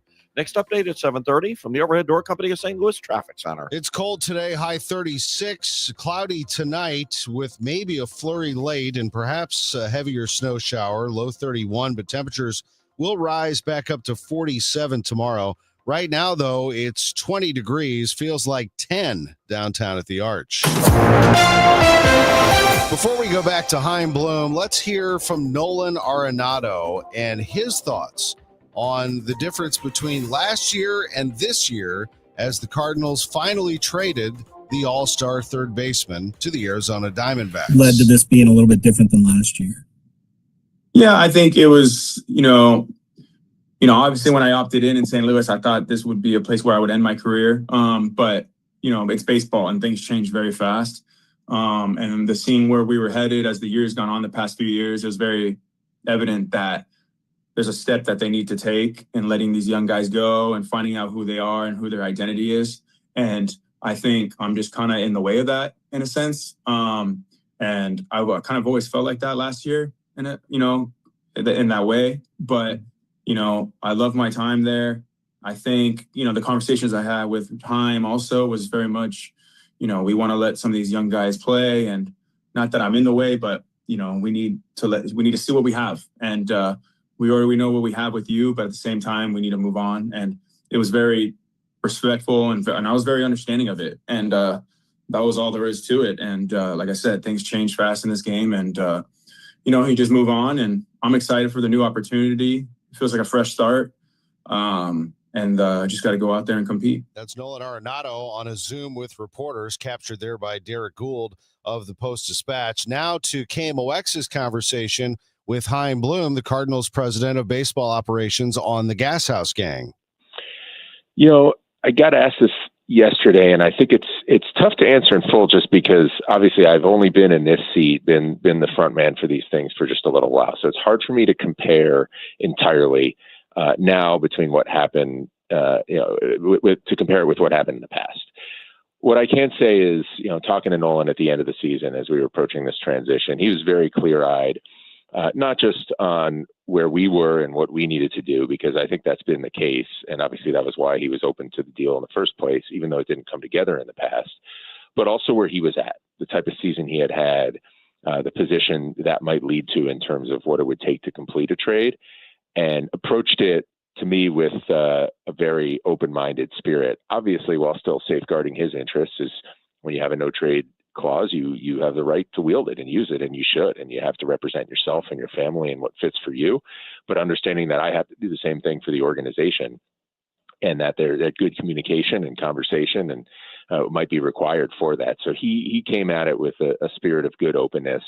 Obviously that still doesn't guarantee anything, and we still knew that there might be some twists and turns to this, and that it might take some time and some collaboration to find the right deal. But I think he had faith, as did I, that albeit we didn't know when it would come or who exactly would be the fit, that there was going to be something where we were going to be able to line up and find it. That is Chaim Bloom, the Cardinals president of baseball operations. The latest he could tell us as to what he's trying to pursue. He did acknowledge that in a perfect world, they would like to add a veteran bat to this lineup. If you were to project a lineup right now, it would consist of all homegrown players. Most of them drafted. The only one who wouldn't be would be Ivan Herrera, who was brought in as a very young free agent signee. So the Cardinals are looking for a bat. Chaim has told us over and over that he would like that bat to be versatile, to preferably be right-handed, and to not block anyone at any position moving forward. This resembles more of his Tampa Bay Rays model than any of the past Cardinals models that we've seen. The Cardinals are in a rebuild, trying to get back to being a championship-winning franchise in the years to come. I'm Tom Ackerman on the home of the Cardinals, 104.1 FM KMOX. It's 7:27. This time check sponsored by Jerry Kelly Heating, Air Conditioning, Electrical, and Plumbing. It's time for a $98 furnace tune-up. I know that hiring can be challenging. You sort through tons of resumes and you get too many so-so applicants. You're just waiting for someone to match your role perfectly. Well, now there's a place where you can meet them fast. ZipRecruiter. Need to hire right away. Start your search for strong candidates. The right fit awaits. Build your team. Build it sooner. Meet your match on ZipRecruiter. Just head to ZipRecruiter.com/radio right now to try it for free. And you're on your way to meeting your match. 4 out of 5 employers who post on ZipRecruiter get a quality candidate within the first day. So try it now. Go to ZipRecruiter.com/radio. Once again, that's ZipRecruiter.com/radio. Meet your match on ZipRecruiter. Try it free. This is the story of the one. As an HVAC technician, he and his digital multimeter are in high demand. So when a noisy office HVAC turns out to be a failing blower motor, he doesn't break a sweat. With Grainger's easy-to-use website and product information, he selects the product he needs to keep everything humming right along. Call 1-800-GRAINGER, click Grainger.com, or just stop by. Grainger, for the ones who get it done. You've still got it, but your immune system weakens as you age, making it harder to fight flu, pneumococcal pneumonia, RSV, and COVID-19. Ask your doctor or pharmacist which vaccines you need. Sponsored by Pfizer. How do airplanes fly? What's in this box? What does this thing do? Kids are curious about everything, including guns. Learn how to store your gun securely and make your home safer at endfamilyfire.org. Brought to you by End Family Fire, Brady, and the Ad Council. Okay, I don't want to be mean, but if you're a guy and you just have a grimy, multiple times refilled bottle of Dial that's got the crusty soap on the outside, that's a red flag. What if you just have a bar of Dial soap with no soap dish? I never like the bar of soap. What if you have one bar of soap and you take it from the shower to the sink, back to the shower? How would you feel good about going to that guy's house? Oh my gosh, I think I would just leave without saying anything. Chris Ranji, Amy Mark Scores. Weekdays at 9 on KMOX. It is 7:30 and still cold out there, clear and 19 degrees. I'm Debbie Monterrey. And I'm Tom Ackerman. Let's check in with Roger Brand in the Overhead Door Company of St. Louis Traffic Center. Well, the first trouble spot we had was in North County, Tom, on southbound 170, the back traffic up onto 270. Now the crash on westbound 270 is the problem. The crash westbound 270 at the Interbelt at 170. Left lanes are blocked. Only the right through lane of westbound 270 is getting by. It's a solid jam back to about West Florissant now, so the jam steadily growing on westbound 270. Other delays, eastbound Highway 70 approaching 94 to the Blanchette Bridge is slow. Westbound 70 a little busy at Jennings Station. Eastbound 64 from Prospect up to 364 is heavy. It's slow past Clarkson Road. After that, not bad. Westbound 64, Hampton to Big Bend, you've got some slow traffic. Northbound 270, 55 to Gravois, 44 pretty much all the way up to Ladue, slow off the pace the whole way through. Northbound 55, you've got the usual backup from the Union Road overpass to River to Paris, still kind of slow. Loughborough, Holly Hills. Downtown westbound 64, slow west of 3rd Street, headed for the Poplar. Next update at 7:40 from the Overhead Door Company of St. Louis Traffic Center. The weather is going to warm up to about 36 degrees today. We will have mostly sunny skies, so that'll help things at least feel a little better. But tonight we're looking at the possibility of a snow shower early, maybe a flurry late, and we could have some hazardous travel if we see some heavier snow showers, reducing visibility. Overnight low of 31, but then the temperature's rising. So by tomorrow, we'll have clouds and sun in 47. It's 19 out there right now. Former Missouri Congresswoman Cori Bush's husband is on trial this week, accused of fraudulently taking tens of thousands of dollars in pandemic relief loans. Does his defense stand a chance? Many of the pandemic fraud cases over the last half decade have been open and shut.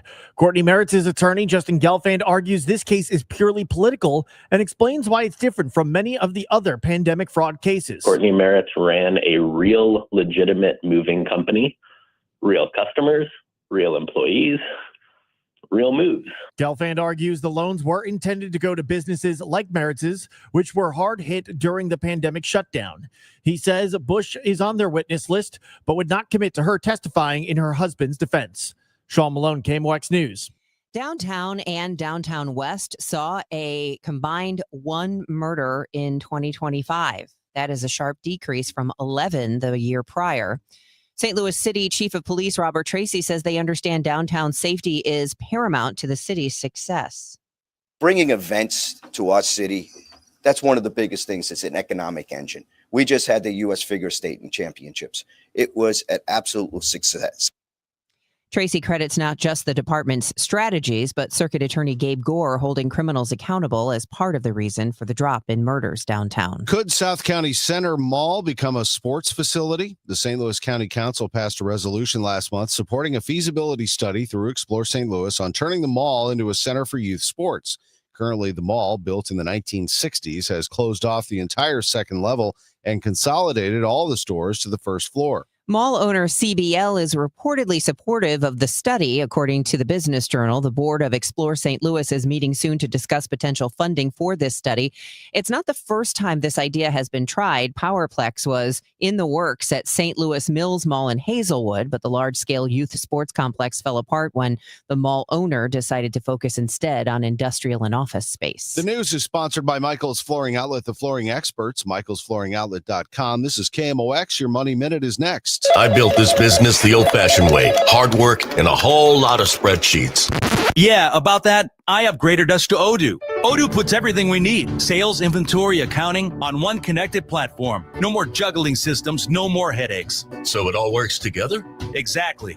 Odoo is the all-in-one business software that makes running and passing on a business easier than ever. Take your business into the next generation. Try Odoo free at odoo.com. That's ODOO.com. Hey, can you blow up some balloons for Jack's party? I can't. I'm so congested. You need Sinex Saline from Vicks. Sinex Saline Nasal Spray. Yeah, just Sinex. Breathe.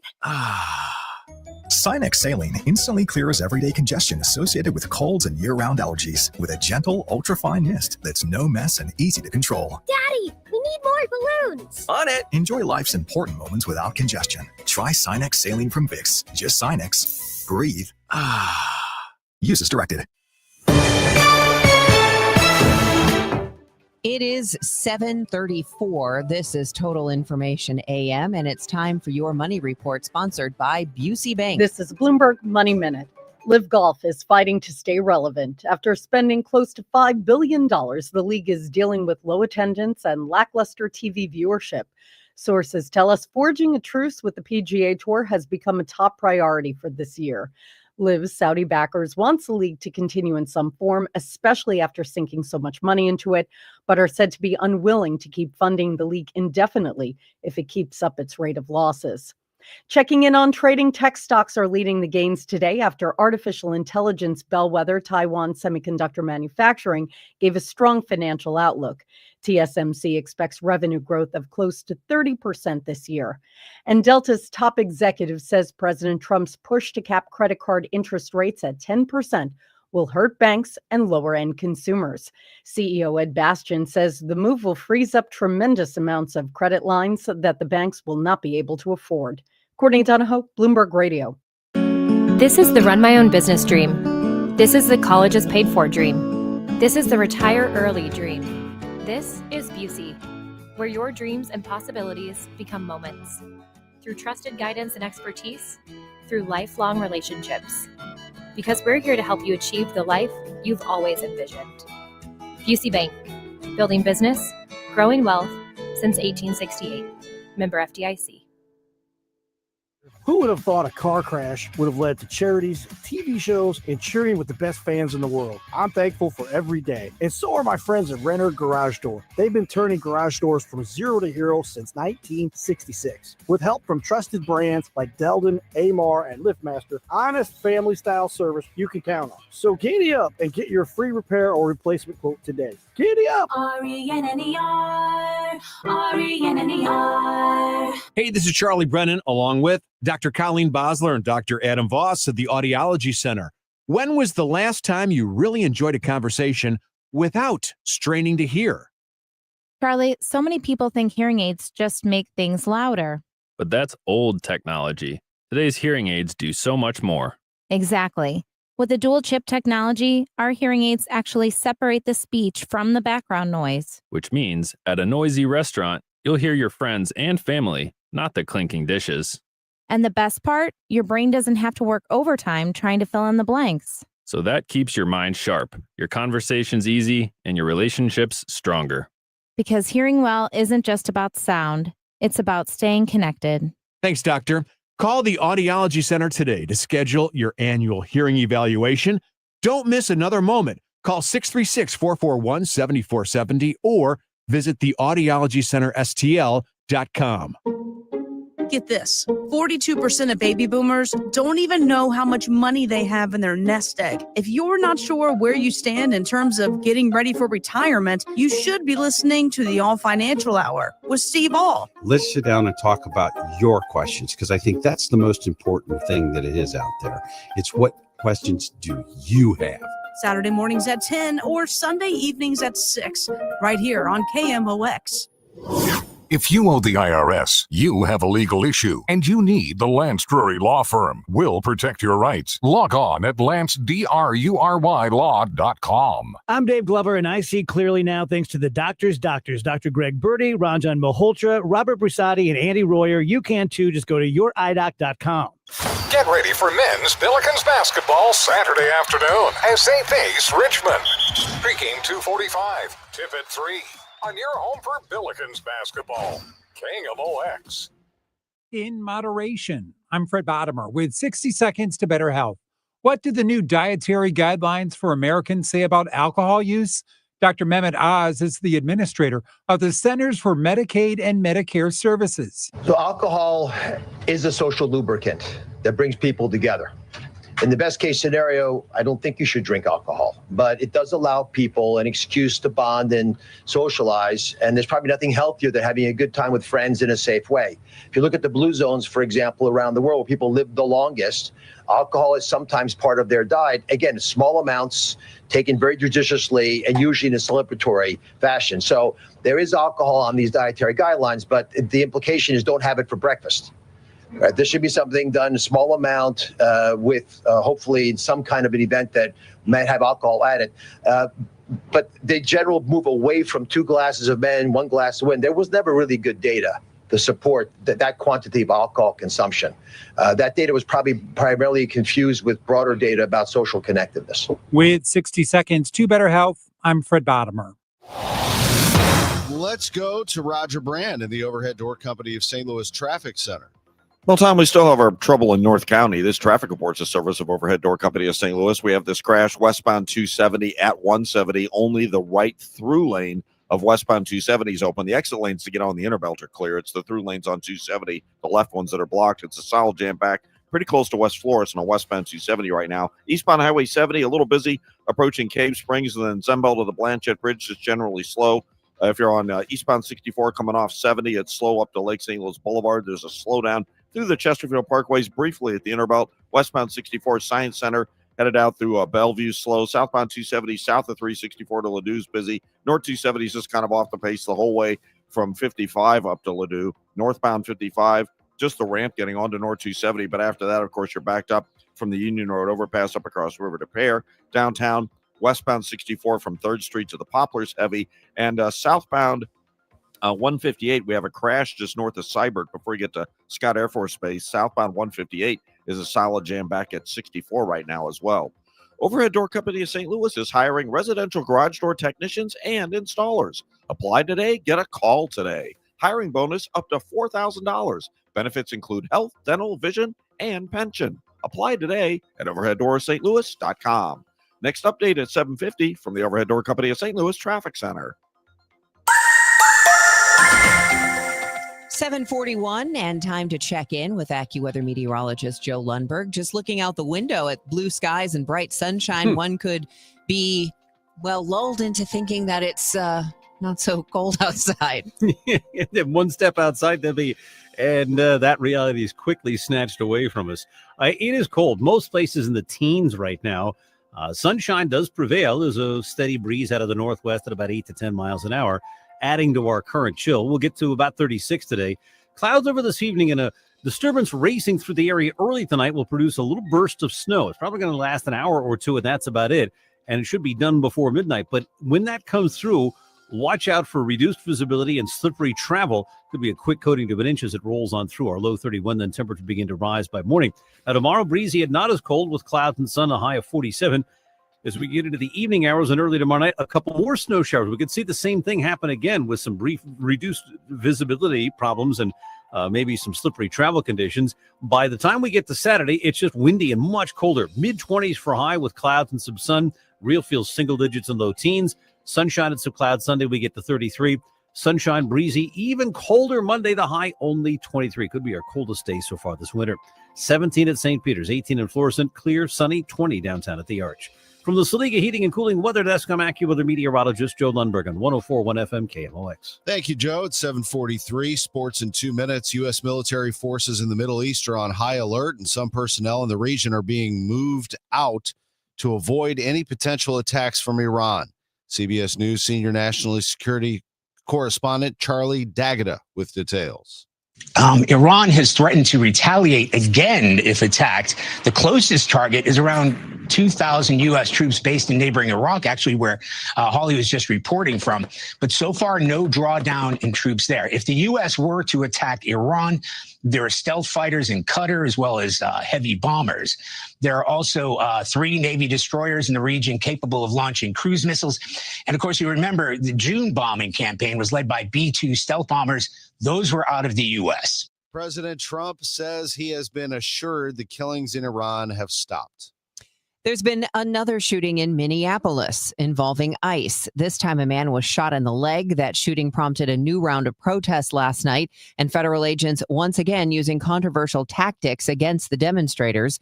Meanwhile, CBS News correspondent Lana Zach says we're learning more about last week's shooting of Renee Good from her family. We spoke to Renee Good's family attorney, Antonio Romanucci. Did Renee weaponize her car? Looking at that video, the speed of the car, the direction it was turned, and what she said to those officers beforehand, the totality of the circumstances would indicate that she did not weaponize her car. An 18-year-old in Phoenix is accused of killing his neighbor and moving into that person's home for weeks while leaving the victim's body outside.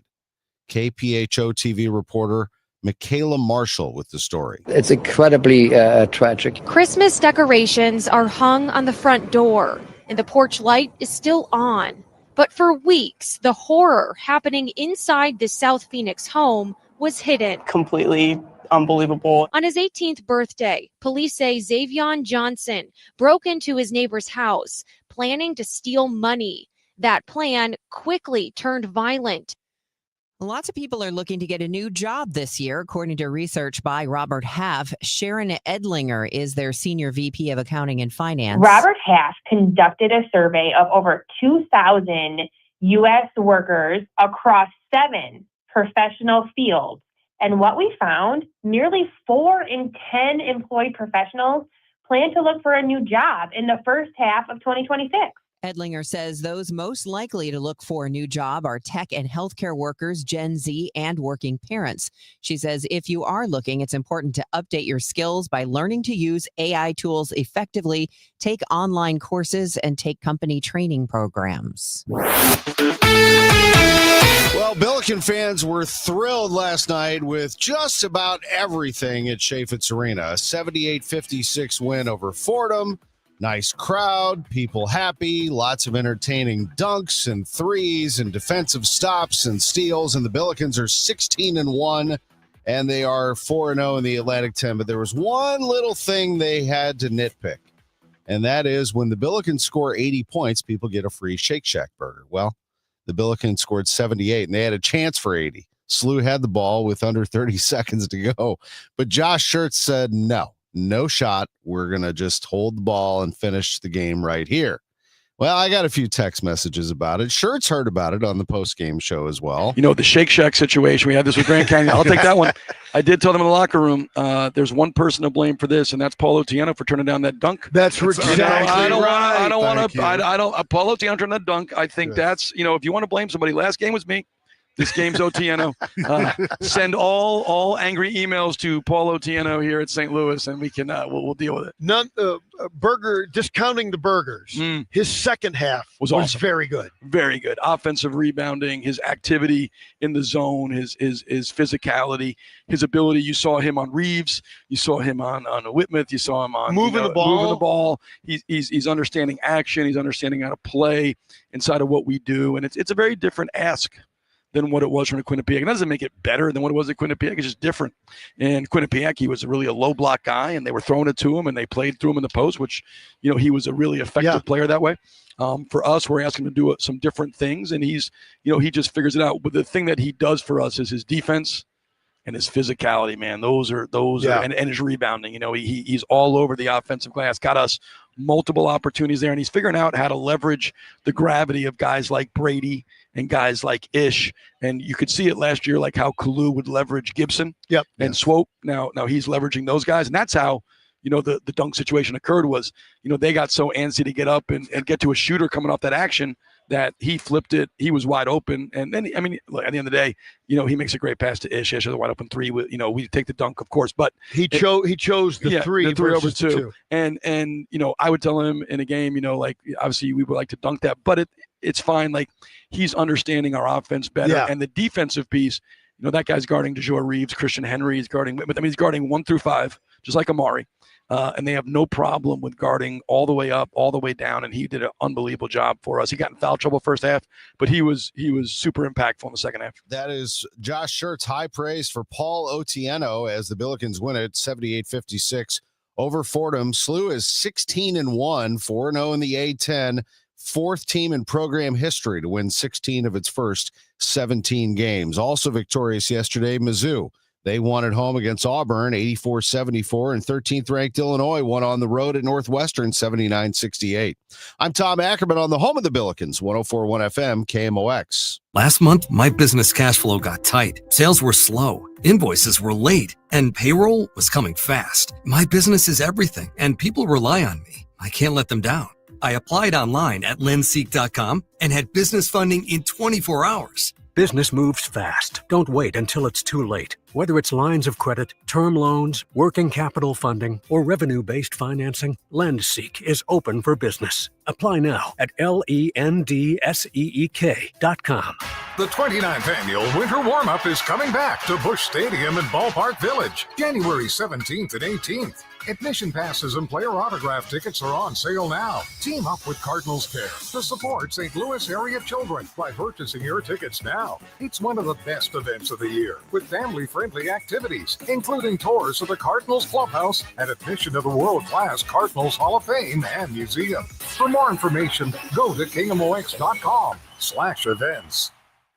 Debbie Monterrey, Megan Lynch, Tom Ackerman. Total Information AM on 104.1 FM, KMOX.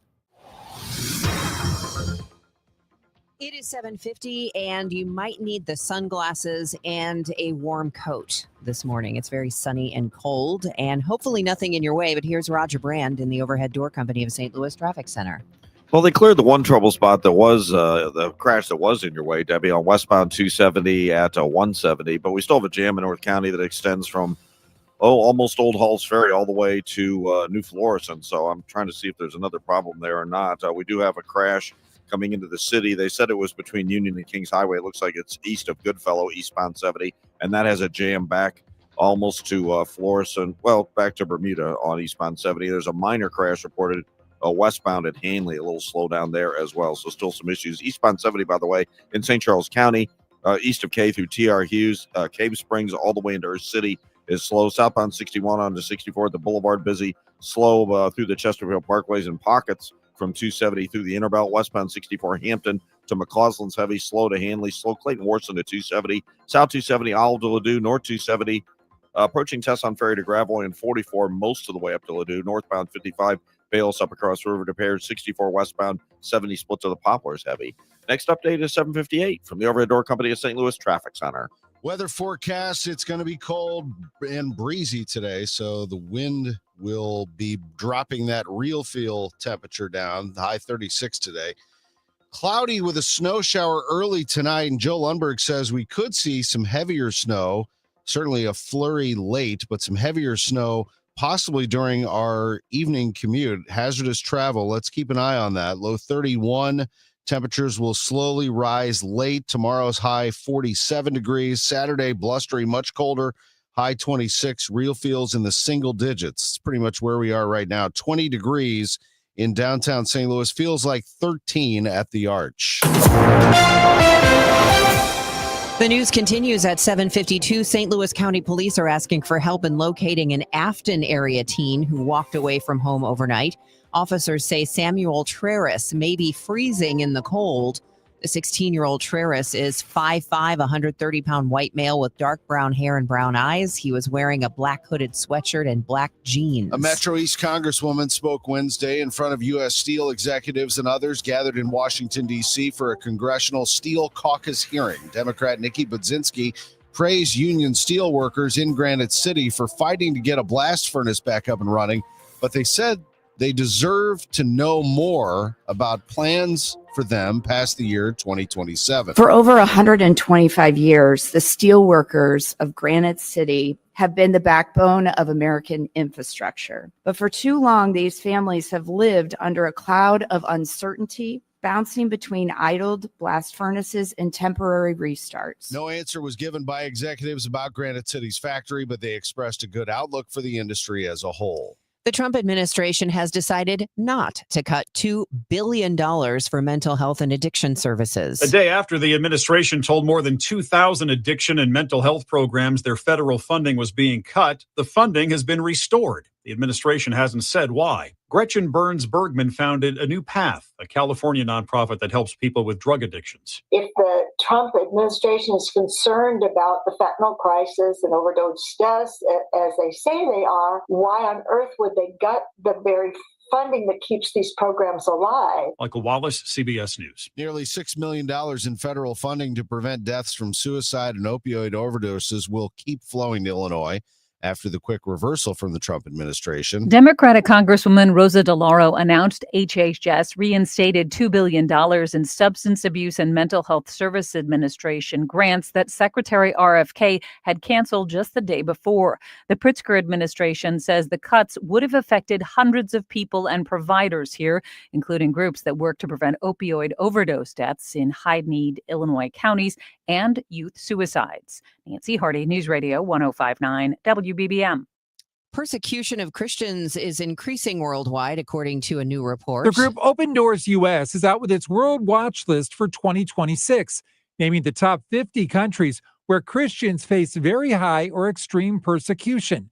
For the 29th time out of the past 30 years, North Korea is the most dangerous country in the world to be a Christian, followed by Somalia, Yemen, Sudan, Eritrea, Syria, and Nigeria.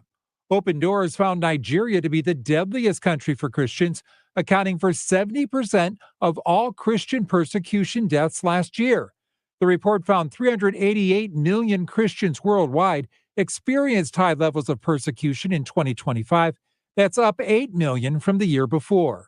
Fred Bottomer, KMOX News. A Florida deputy has captured a runaway bird. I'll be honest with you, I've never handcuffed an emu before. A St. Johns County officer had body cam rolling after he spotted the big flightless bird on the side of the road after it escaped from a home near St. Augustine. He pulled over and followed the emu into the woods. Oh, look who's got you now. Hey, don't bite me. The deputy captured the bird with a makeshift rope lasso and handcuffed its skinny ankles.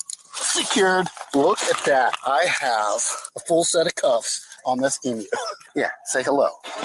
You ain't going nowhere now. He returned it to its owners. The department posted the escapade to Facebook. Deborah Rodriguez, CBS News. Emus are so odd that I find them hilarious. They run around and they fall over all the time because they have these tiny little wings they can't balance. They're just very comical. That was the story that stands out. I've never heard anything like that in my life. I need to see a picture of how he cuffed the emu with his skinny little legs. That's actually one I will search up.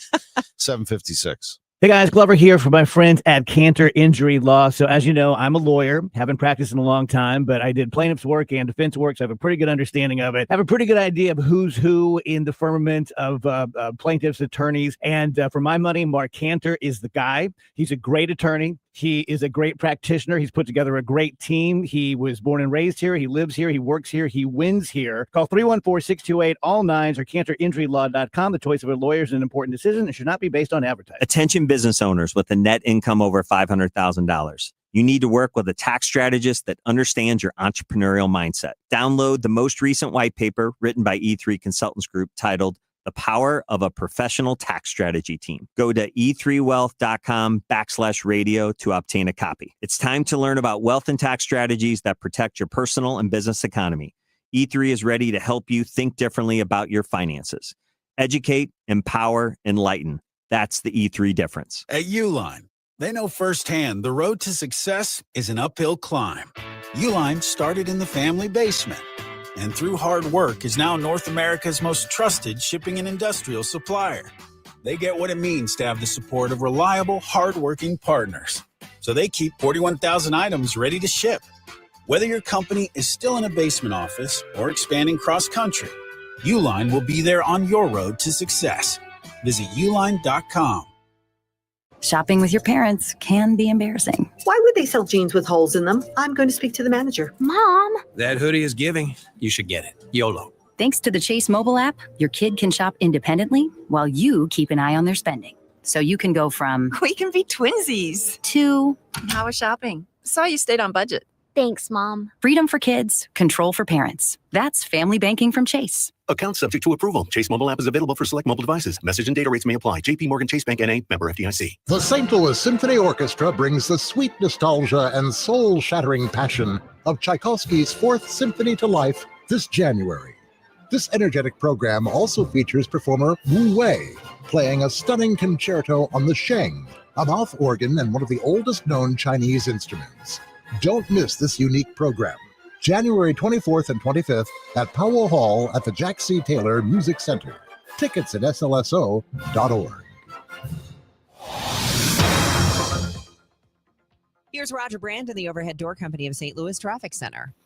Well, Debbie, they're working this crash I mentioned in the last report in the city, eastbound 70, east of Goodfellow. Emergency crews there. Only the right lane is open. It's a solid jam back to almost Florissant Road in Cool Valley. Westbound 270 in North County is getting better. You've still got heavy traffic from the Halls Ferries to West Florissant and Washington Elizabeth through Graham Hanley, just kind of slow unwinding from the earlier wreck there. Eastbound 70, 94 into our city is slow. In addition to that jam, you'll see, like I said, in Cool Valley. Northbound 270, north of 55 to Gravelly and 44 all the way up to Ladou's heavy. Eastbound 64, 270 all the way into Big Bend slow. Westbound 64, the Science Center out to the Interbelt is heavy as well. Next update at 8:10 from the Overhead Door Company of St. Louis Traffic Center. News, talk, cards. KMOX AM St. Louis. KMOX FM Hazelwood. Always live on the free Odyssey app. CBS News on the Hour, sponsored by Pfizer.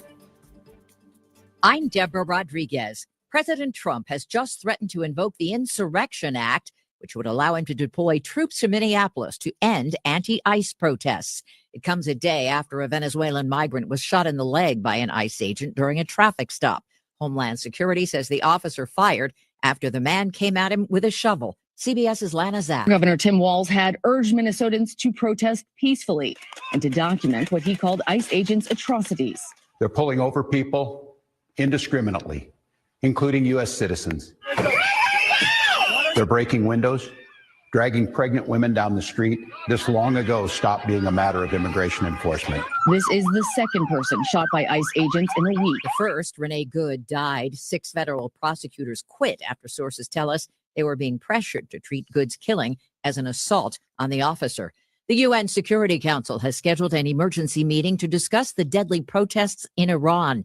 President Trump requested it after he called off threats to deliver a strong response if Iran begins executing demonstrators. Global Affairs analyst Jonathan Wachtel. I think what we're looking at is this realization that the reverberations of any sort of U.S. strike and the demise, complete demise and rapid demise of the regime in Iran would cause convulsions in the region. President Trump's doubling down on his demands for U.S. control of Greenland after yesterday's meeting between the foreign ministers of Greenland, Denmark, and Vice President Vance. Correspondent Nancy Cordes. This was a meeting for the Danes and Greenlanders to basically say face to face to the VP that they want to keep their land.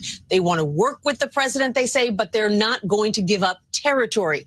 President Trump made it clear yesterday that is still not good enough for him. College enrollment's at a 10-year high. The National Student Clearinghouse Research Center says the number of undergraduate and graduate students rose to 19.4 million in the fall, driven by growing enrollment at community colleges. Enrollment at private colleges fell. Foreign student enrollment, a key source of revenue for some schools, is down after the Trump administration made it harder for them to come to the U.S. Many Americans have been questioning the value of a college diploma, but experts say students need education beyond high school in this complex economy. Michael Wallace, CBS News. Have a kid who's constantly scrolling? YouTube has new controls. CBS's Jolene Kent. Parents of kid and teen account holders are now able to put in time restrictions that will limit how long their children can spend scrolling, and that ranges from 15 minutes to 2 hours. Dow futures are down 24. This is CBS News. You still got it, but your immune system weakens as you age, making it harder to fight flu, pneumococcal pneumonia, RSV, and COVID-19. Ask your doctor or pharmacist which vaccines you need. Sponsored. 8:03, a brisk morning out there. We have sunny skies, 18 degrees downtown at the Arch. Today is Thursday, January 15th. I'm Megan Lynch. You might need a snow shovel tomorrow morning. We're going to be keeping tabs on a disturbance that will dart through the area early tonight. As it does, it will produce a band of snow that won't last terribly long, an hour, 2 hours at most. But as it comes down, the visibility could be quickly reduced to a half a mile or less in places. We could get a quick coating to a half an inch or so of snow. And with that poor visibility, it could create some very hazardous travel conditions for a couple of hours before midnight, before it goes away and it tapers to just a flurry or two late tonight. AccuWeather meteorologist Joe Lundberg's complete forecast coming up at 8:10. Flu activity in the region is now at very high levels. Later this morning, St. Louis County Public Health Director Dr. Kanika Cunningham will address the situation from the Murphy Health Center in Berkeley. She'll be joined by County Executive Sam Page. St. Charles Main Street business owners are now in a holding pattern, waiting to find out whether or not Mayor Dan Borgmeyer's proposal to revamp the city's tourism department comes to fruition. Alderman Vince Rathford wanted to know from Borgmeyer if 3 major events in St. Charles, Legends and Lanterns, Christmas traditions, and Once Upon a Valentine will return this year. I guess you didn't directly say evaluate this, but I was told to look at 51 events and promotions that we have. Are they costing us too much money? Are there too many people? So we took a deep dive into that. So I not only looked at those 3, I looked at 41 or 42 other events to see what the validity was. Now, Borgmeyer is not making a decision on whether or not he will move forward with making changes to the tourism department. Maria Kina, KMOX News. 2 people are dead, a third person cooperating with police after Wednesday's shootings in the West End neighborhood of North St. Louis. Officers say they happened inside an apartment on Hamilton. That's between Goodfellow and North Skinker. A man in his 30s shot dead by a man in his 40s who was then fatally wounded by a third man said to be acting in self-defense. While crime is falling in St. Louis City, one statistic in particular stands out. Only 1 murder occurred in downtown and downtown West last year compared to 11 in 2024. Chief of Police Robert Tracy. They are doing a tremendous job. The strategies put in place, the execution of those strategies are helping. And also having a circuit attorney that when we make those arrests, they're being held accountable. Tracy says downtown is the economic engine of the city and needs to be safe in order to continue drawing major events like the Figure Skating Championship. Sean Malone, KMOX News. St. Louis County Police are asking for help locating a teen who walked away from home overnight. Officers say Samuel Treris may be freezing in the cold. The 16-year-old is 5'5", 130-pound white male with dark brown hair and brown eyes. He was wearing a black hooded sweatshirt and black jeans, also white New Balance tennis shoes. Treris lives in the 6000 block of Deerwood Drive. That's in the police department's Afton precinct. Both the prosecution and defense have rested in a Metro East murder trial. Now it's up to a Madison County judge to issue a verdict. 26-year-old Keith Sanders of Alton, charged with 2 counts of first-degree murder and aggravated unlawful use of weapons. Sanders is the second of 5 to go to trial for the February 2024 killing of a 13-year-old victim in Alton. 21-year-old Rayshawn Colvin entered a guilty plea to first-degree murder last July and was sentenced to 35 years. Illinois officials trying to fix the biggest complaint about their DMV, having to go back a second time. With the Real ID deadline approaching, Secretary of State Alexi Janulia says new Saturday hours are designed to let residents gather their documents and get their new ID in a single weekend trip. He says coordinating with local clerks to provide birth certificates on site prevents the dreaded multiple trip scenario. Instead of taking multiple days off work or making repeated trips, people can now gather their documents and apply for a Real ID in one weekend visit. That coordination matters. Residents need to bring a birth certificate or passport, a social security document, and 2 proofs of residency to upgrade their license. From the business desk, sponsored by Krentz Financial Group, KFGadvisors.com, the exodus from downtown St. Louis has now led to its highest office vacancy in almost 3 decades. A new report from commercial real estate firm CBRE found vacancy downtown increased to just under 31% in the last quarter of 2025, the highest on record since 1999. Mayor Kara Spencer called the vacancy worrisome, adding that the redevelopment of the Millennium Hotel is one of the most promising projects St. Louis has ever seen.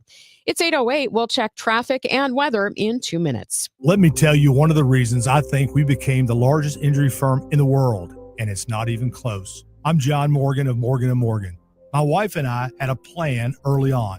In our firm, our lawyers only work on certain types of cases. Our products liability and dangerous drug lawyers only work on those cases. Same for car crashes, workers' compensation, medical malpractice, and insurance disputes. Our thinking is for these lawyers to focus on one area of the law and live it and breathe it.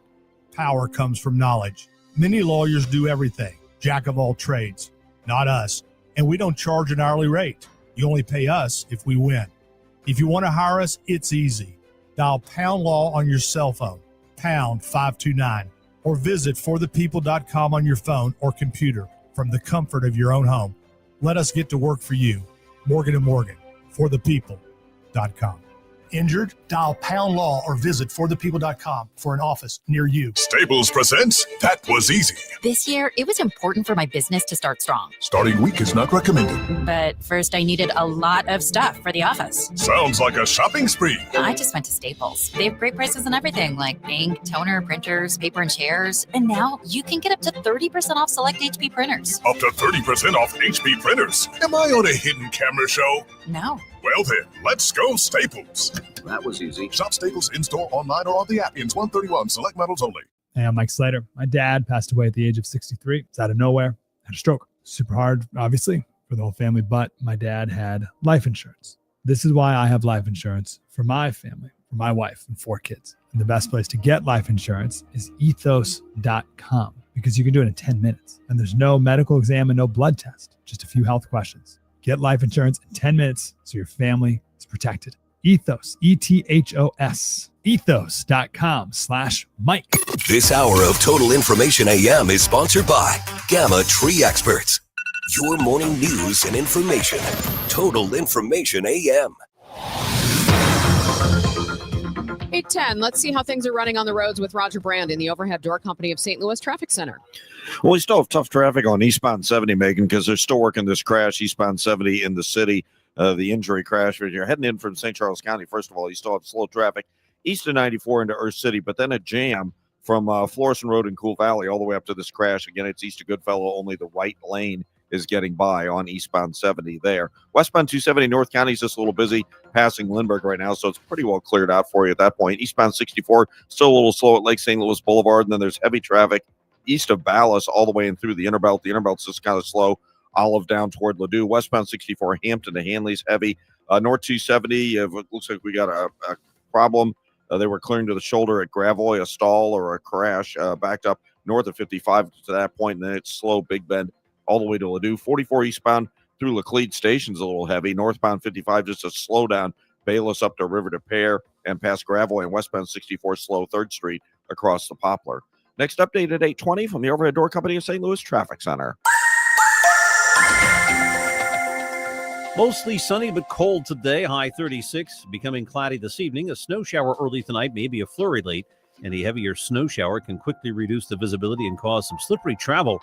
Our low tonight, 31. Temperatures slowly rise late tonight. Tomorrow, breezy and not so cold with clouds and some sunshine, the high 47. For Saturday, windy, much colder with clouds, some sun and a high of only 26. But AccuWeather real field temperatures in the single digits and low teens. From the Saliga Heating and Cooling Weather Desk, I'm AccuWeather meteorologist Joe Lundberg on 104.1 FM KMOX. We have sunny skies right now, 18 degrees in Florissant. It's 16 in St. Peter's, 18 degrees downtown at the Arch.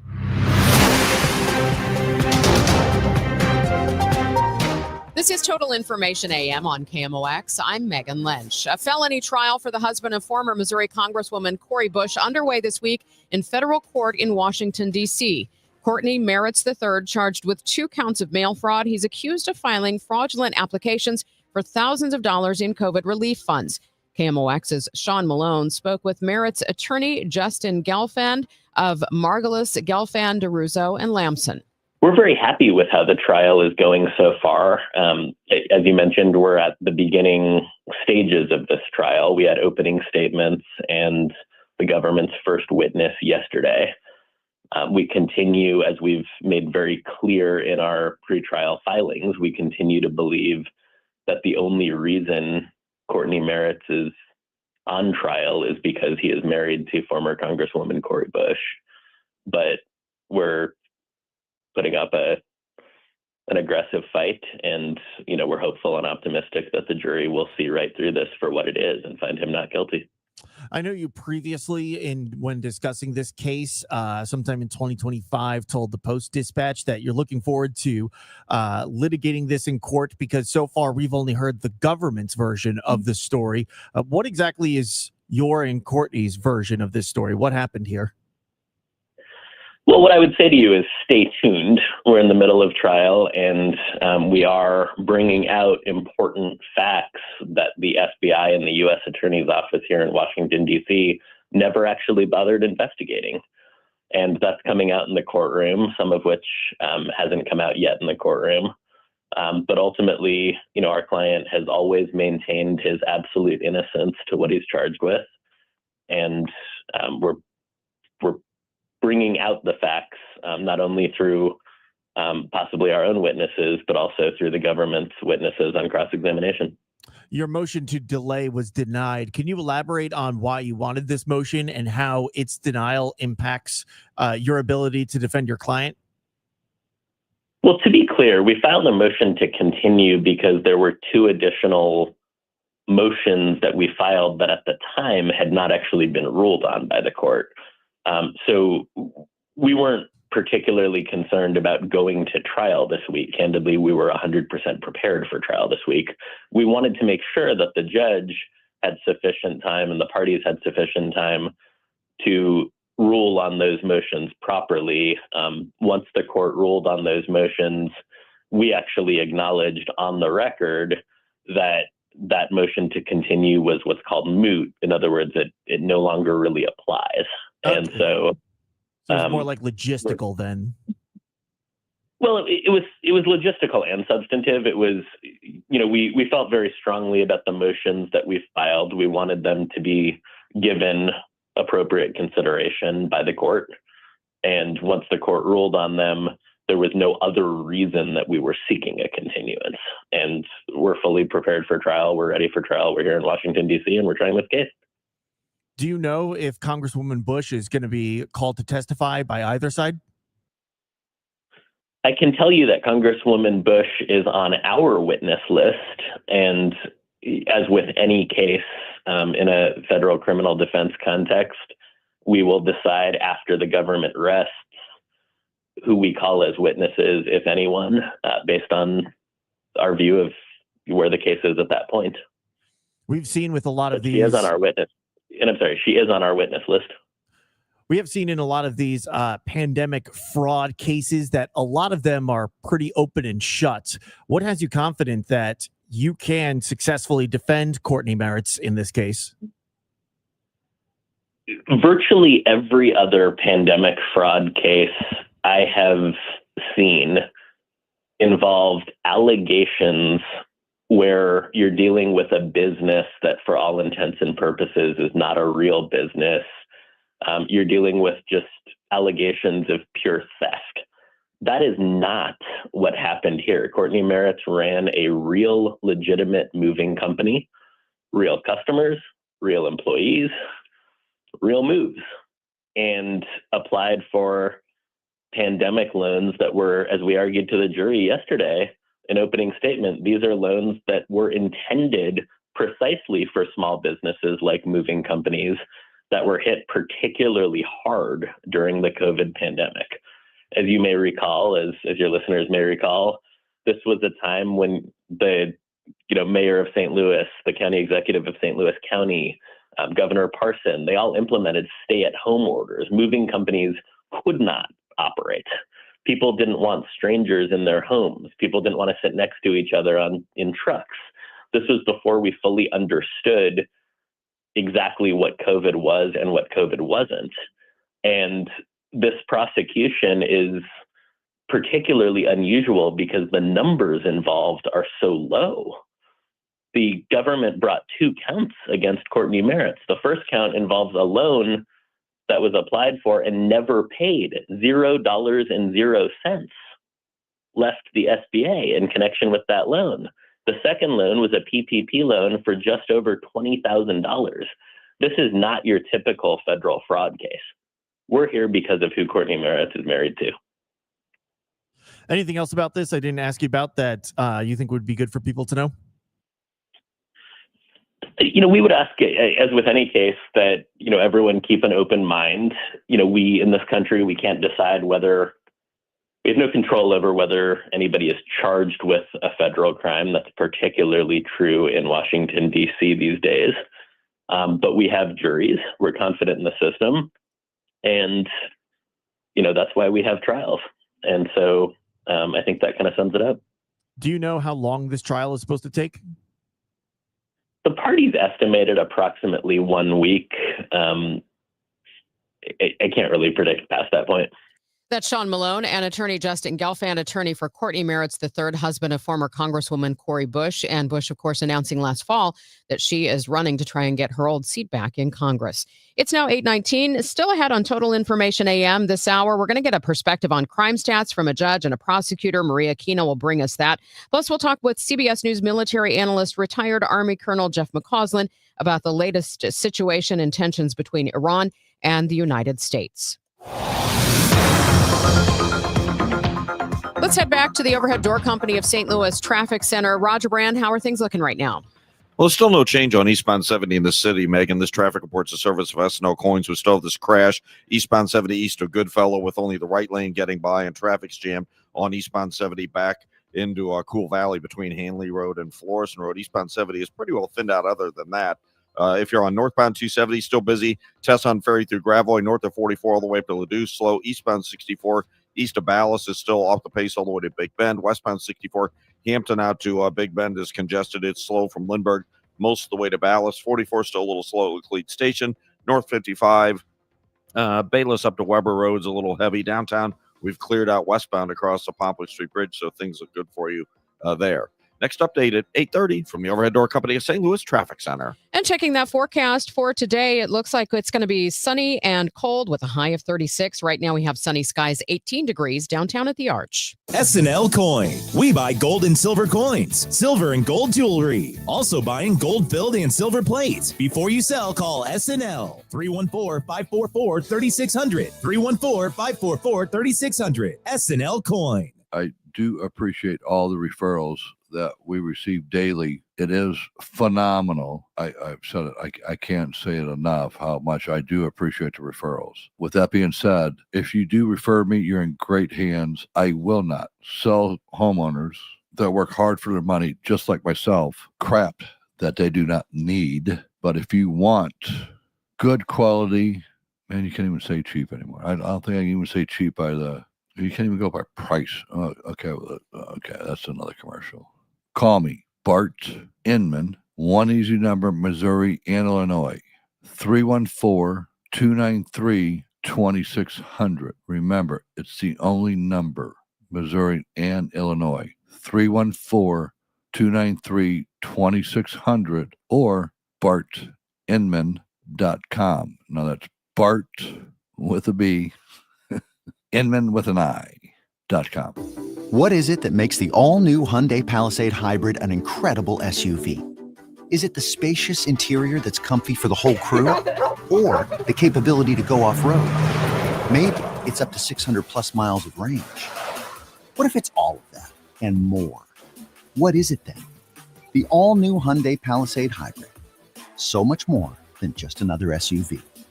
Visit HyundaiUSA.com or call 562-314-4603 for more details. It all comes down to this, folks. Yep, the entire season is on the line. But my throat has officially thrown in the towel. Sounds like you need Vicks VapoCool drops. They're max strength and vaporize sore throat pain. Whoa! These VapoCool drops hit fast. Speaking of fast, did you just see that play? Yeah, he vaporized that ball. That pun should have come with a penalty. Vaporize sore throat pain with Vicks VapoCool drops. Use as directed. Start the new year off on a healthier note by taking active liver supplements from New Nordic every day. Available online at Amazon or newnordicusa.com or at your local CVS, ShopRite, Meijer Grocery, or Wegmans.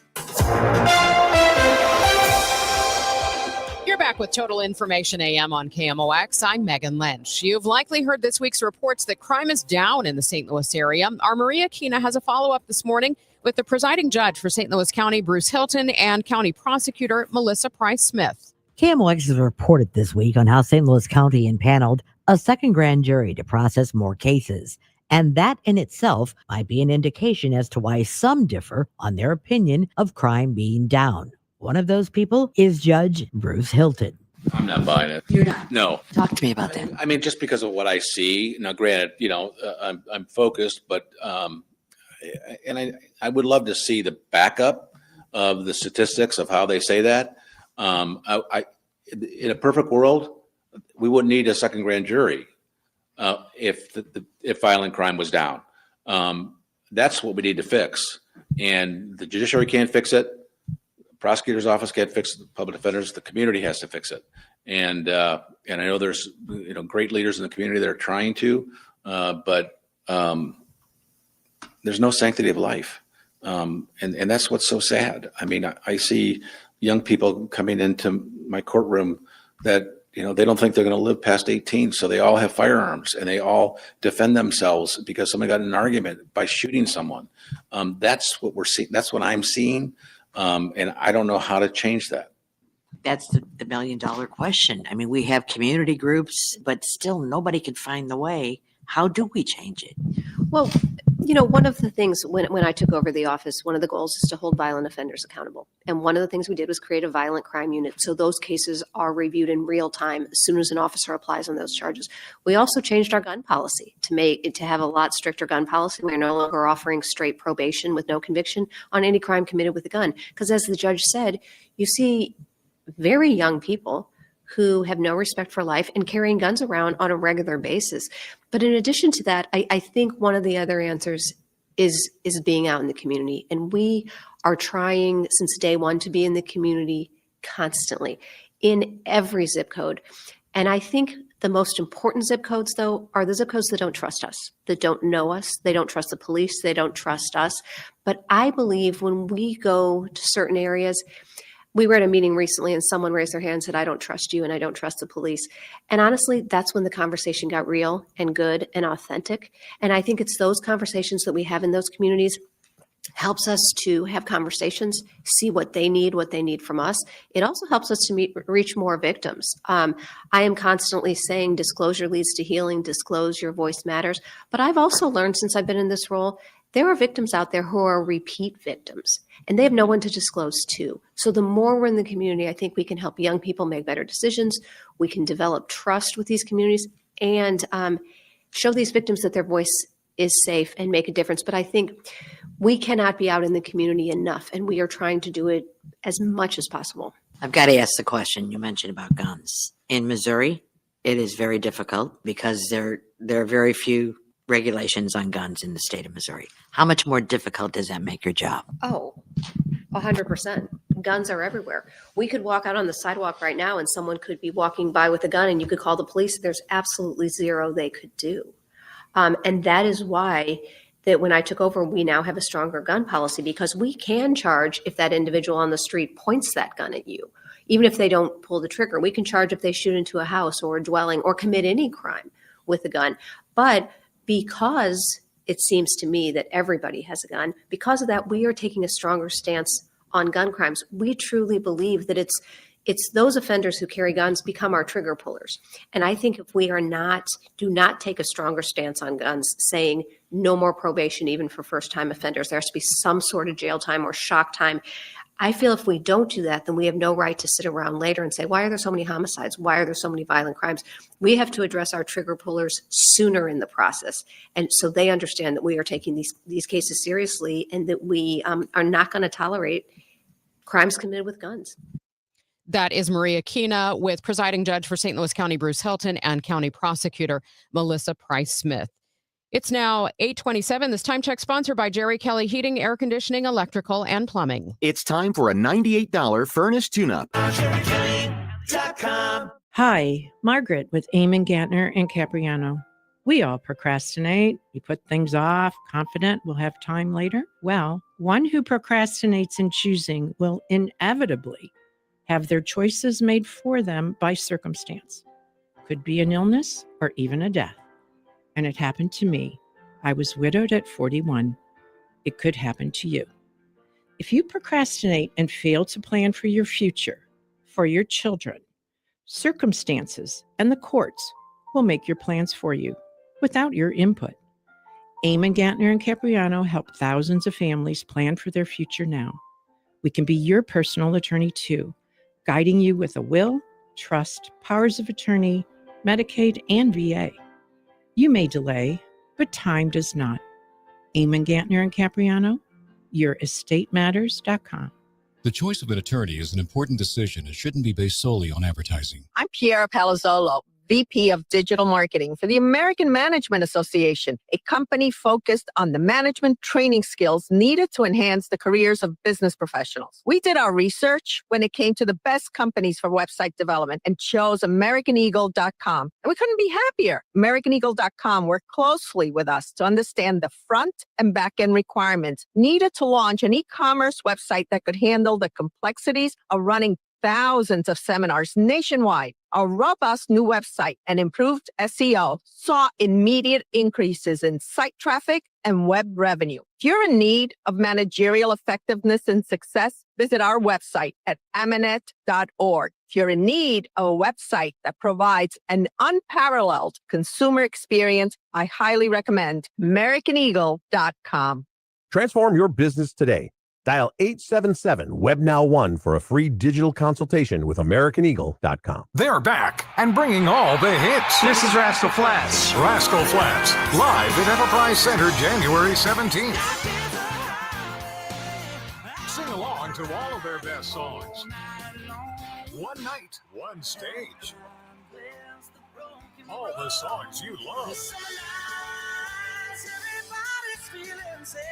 Tickets still available at Ticketmaster.com. For more information, KMOX.com/events. 8:30. Let's get you another check of the roads with Roger Brand. He's in the Overhead Door Company of St. Louis Traffic Center. Roger, still those problems on eastbound 70? Yeah, it's getting a little bit better, Megan, but they actually, just after I did my last report, they had eastbound 70 completely closed to try to clear the bulk of this crash. They just reopened it, but now the right lane is closed. Just a little east of where the original closure was, so they still have some cleanup work to do. So still a lane down, and eastbound 70 is still the biggest mess we have. It's still a solid jam back pretty close to Hanley. Some folks are taking the Interbelt. It's not jammed, but South 170 pretty busy from Olive down to 64. Eastbound 64, still some slow stuff in pockets from Spady to Big Bend. Westbound 64, Hampton to Big Bend, and Lindbergh to 270. That's all crowded as well. And North 270, 44 up to Ladue is still fairly slow. Next update at 8:40 from the Overhead Door Company of St. Louis Traffic Center. From the Saliga Heating and Cooling Weather Desk, it's going to be mostly sunny, cold today. We're expecting a high of 36 degrees for tonight. Cloudy skies and a snow shower early, maybe a flurry late. Any heavier snow shower could cause some problems on the roads tonight. Expect an overnight low around 31, but temperatures are going to come back up for tomorrow. Breezy, not as cold, a mix of clouds and sun, and a high of 47. Right now, we do have sunny skies, 19 degrees downtown at the Arch. G7 nations have warned of more sanctions against Iran in response to the Islamic Republic's crackdown on protests. It seems the Trump administration is also in a holding pattern on military action. Let's bring in CBS News military analyst, retired Army Colonel Jeff McCausland this morning to talk this over. Good morning, Jeff. Megan, good morning to you. What are the things that the administration should be weighing right now in any military action against Iran? Well, the first thing you have to weigh is what's the end state? What's the mission? Because military force is a means and not an end. For example, you got a clear mission statement when you went into Venezuela. The mission statement was to capture and secure the president of Venezuela, get him out of the country. So you move in the operation, you do it, at least for the time being, that's over. Similar fashion, back in June, we conducted a military operation against Iran, a bombing operation, and that mission was to destroy or degrade their nuclear facilities. That mission was accomplished. Military force, mission, end state, got it. What's the end state here you're trying to craft? Are you trying to take down the government? And if that's the case, are you in fact going to create massive chaos, perhaps a civil war, because there's nobody necessarily to take over? Or are you trying to support the demonstrators? Well, that's fine as well to a degree, but so far this is a leaderless, best I can tell, demonstration that the government's trying very hard to crack down on. So what is, again, the mission statement for the force? And as a consequence as well, if you do use military force, do you run the risk of the government in Iran using this as a testimony that this actually is fomented by the United States and Israel? These demonstrations are actually by outside agitators. That's what they're saying. They're even saying this is an extension of the war between Israel and Iran that happened back in June and the attack by the United States. And are you, in fact, supporting that particular argument? And then last but not least, if you use military force, do you run the risk of a response by the Iranians, clearly? And this is a government that clearly sees these threats as an existential threat, without a doubt. So as a consequence, could they spasmodically, if you will, respond by striking the big U.S. base at Al-Udeid? And we did remove a lot of personnel from Al-Udeid, but that is a possibility. Could they strike U.S. forces in Saudi Arabia? And in fact, create conditions whereby this was a more regional conflict, closing the Straits of Hormuz, which obviously would have an immediate impact on the price of oil around the world. What signals is the U.S. getting from Tehran, and can those signals be trusted? Well, the signals we're getting, the president said yesterday at the highest level, he got reports, unidentified who that was, that in fact Iran had suspended the killing of demonstrators and executions. This was the reason the president had threatened to use military force, and it said, quote unquote, in social media, help is on the way. So he's been told those have been stopped. But clearly, might the government of Iran simply doing that try to forestall the United States from conducting attack? The Iranians have also said, we're ready now for negotiations about our nuclear program, and perhaps opening up economics to our country, which have been frozen to a large degree to the sanctions. But they might want to be happy to go to all kinds of negotiations in nice European ballrooms, but not really go anywhere, just to keep the United States from attacking them. The situation in the country is pretty opaque, at least publicly, with the government in Iran clamping down on the internet, clamping down on communications, kind of a blackout. So trying to figure out, are they actually holding to that decision not to shoot demonstrators, holding to that decision for executions? That's unclear. But we do know probably as many as 2,500 to 3,000 people have been killed, 10,000 have been detained. And the Chief Justice of Iran said, quote unquote, we need to have speedy trials so we can have speedy executions, which is not exactly a testimony to good justice. Jeff, thank you so much. Really appreciate your time this morning. That is CBS News military analyst, retired Army Colonel Jeff McCausland, joining us this morning here on KMOX. Coming up still on the show, we're going to look at a snapshot of the economy with Chuck Gaskin, senior economist at the Federal Reserve Bank of St. Louis, and then Julie Smith, our frequent guest and friend of the show, Webster University media instructor, is going to tell us about an app. It's called Are You Dead? We'll find out more about that at the bottom of the hour. It looks like we've got Tom Ackerman in now. For Genesis of St. Charles. St. Charles, genesisofstcharles.com. Genesis of St. Charles, located at 5601 Veterans Memorial Parkway. It's right off of I-70 off Mid-Rivers Mall Drive, and it is the best when it comes to a Genesis vehicle you want to buy from the number one Genesis dealer in the state of Missouri. That's Genesis of St. Charles. Why is it so good? Well, they don't mess around on prices. Just go to genesisofstcharles.com. You unlock the e-price. It's that simple. You go there, they give you the price, you walk in, you've got your price on the car. It's called the e-price at genesisofstcharles.com. And they also give you the most for your trade on a new Genesis vehicle. The Genesis vehicles are so nice. Man, I was driving next to one the other day on the highway. It looked so good. And I got caught staring at it, actually. It was such a nice vehicle. Test drive one today at Genesis of St. Charles and enjoy the dealership. It is so high-end. It's like walking into a nice hotel lobby. Genesis of St. Charles. Visit them online, genesisofstcharles.com. This is the story of the one. As an HVAC technician, he and his digital multimeter are in high demand.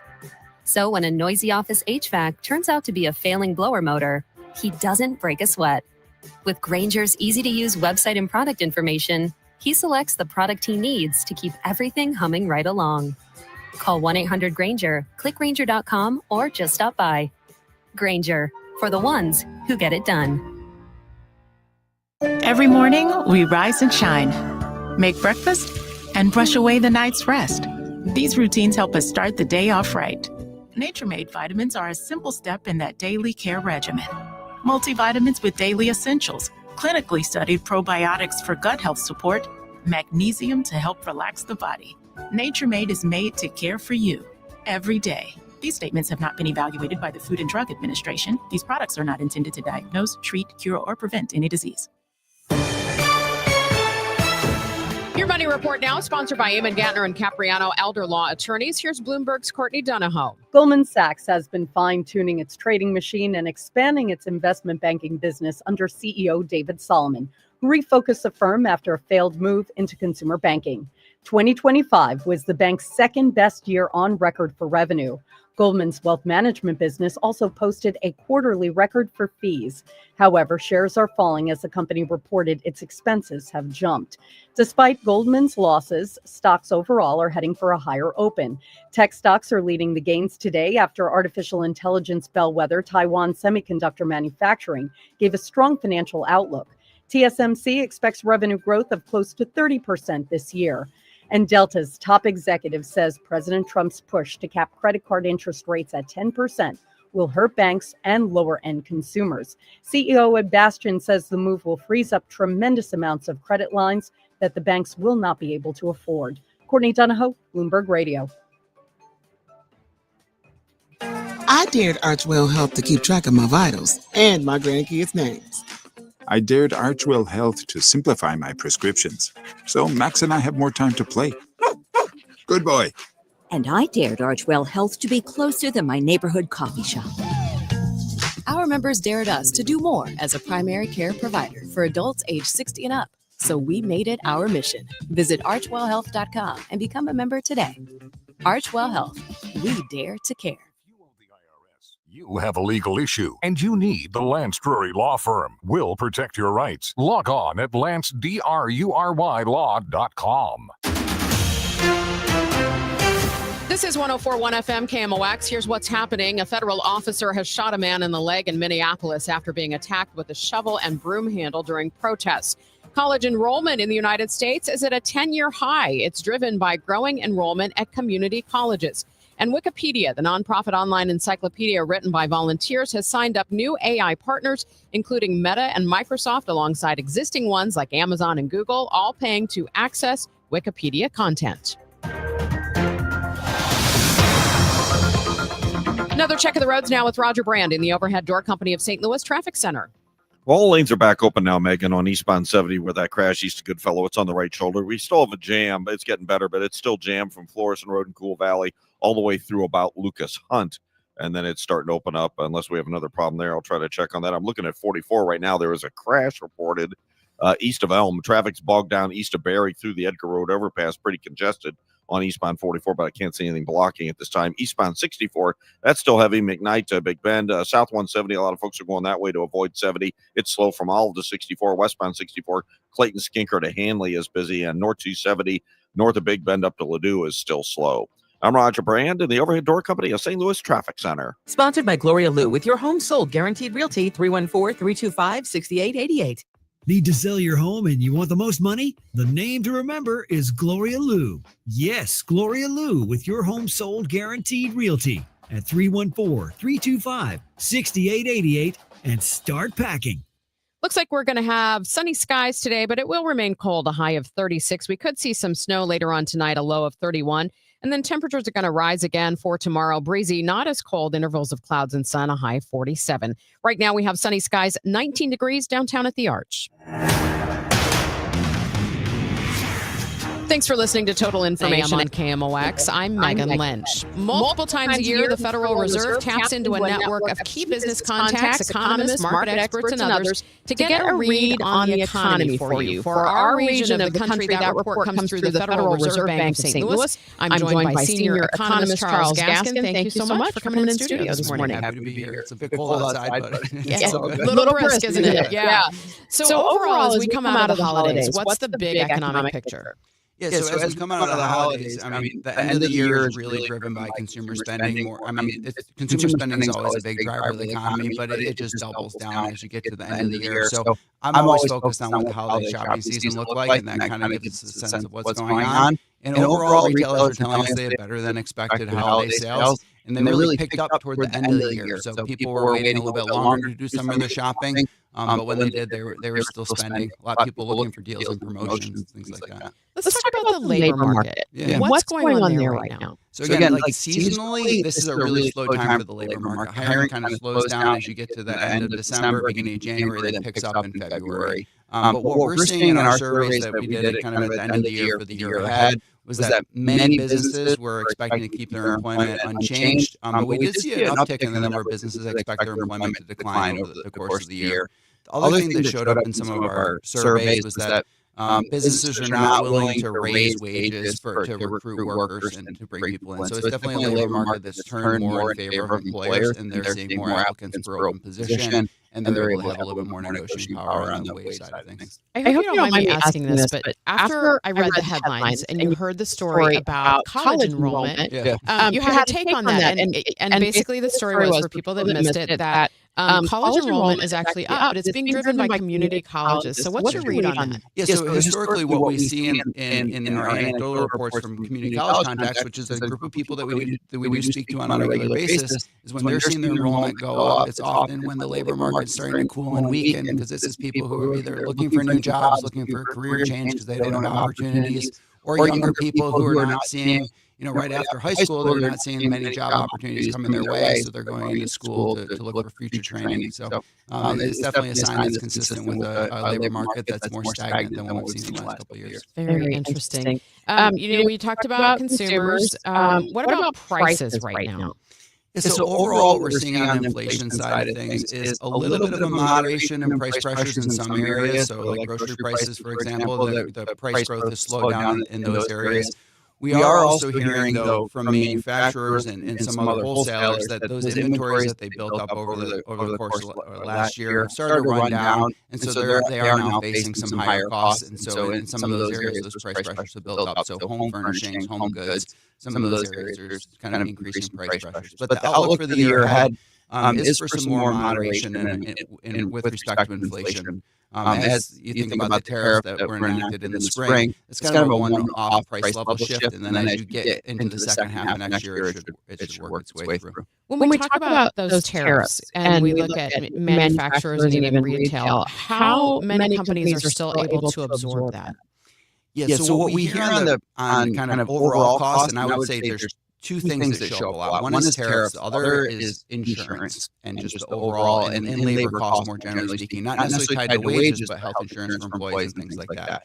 And that's compressed margins for a lot of businesses. So now they're trying to figure out how do we manage to get our margins back to where they're sustainable. Some of that is passing off some of their higher costs to their customers if they can. But if they're in a market that's competitive, if they raise their prices, they could lose market share. And so their total revenue could actually fall. So there, a lot of it is investing in automation, AI, labor-saving technologies to kind of push their costs down as a way to maintain their profit margins, because it is very difficult right now to pass off their higher costs to customers, particularly to households.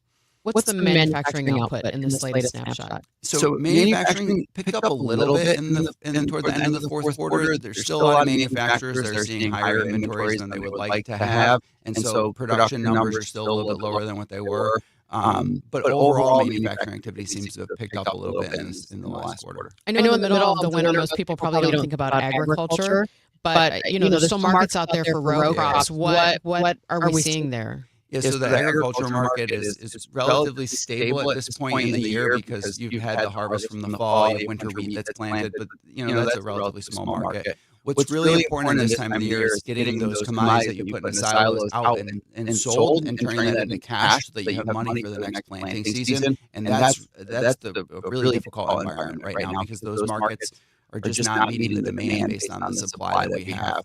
So I think we'll have a better sense in the next couple months as we get into kind of late February, March to see what that cash position is going to look like for our farmers around the region. Overall, last question for you. How does our region compare to the rest of the United States? Yeah, so overall, when you think about this region, it has relatively slow population growth and slow labor force growth. And so that's leading to kind of trend rate growth in the St. Louis area. That's about half the national average. The data that I've been sharing in a couple presentations over the last couple of days had GDP growth for the St. Louis area kind of right around a half a percentage point to a percentage point, which is definitely below the national average by about half.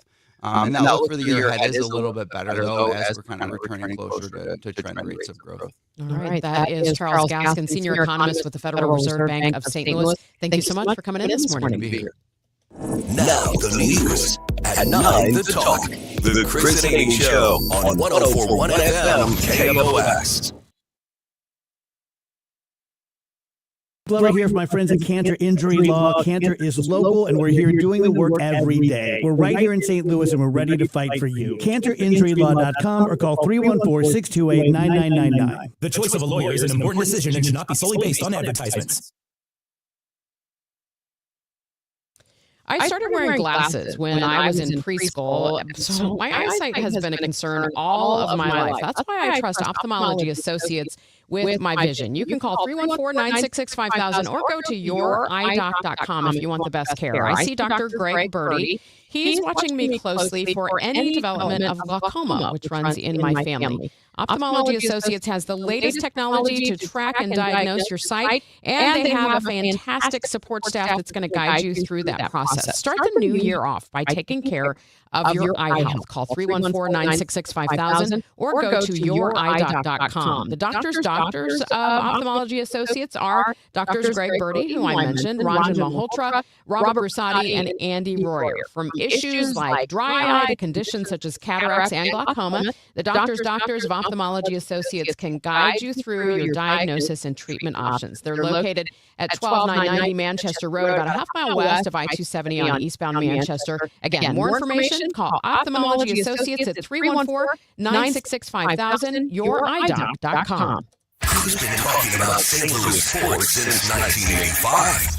Bernie Nicholas. The reason Tony Romo has basically just collapsed as an analyst is he doesn't put any work into it. You can tell. Collinsworth is very well prepared. He knows what he's talking about because he's researched it and he's talked to everyone and he's made sure to get details and to be on top of things. Romo just kind of wings it. Bernie Nicholas. Hear what he has to say on the voice of the St. Louis Cardinals. 104.1 FM KMOX.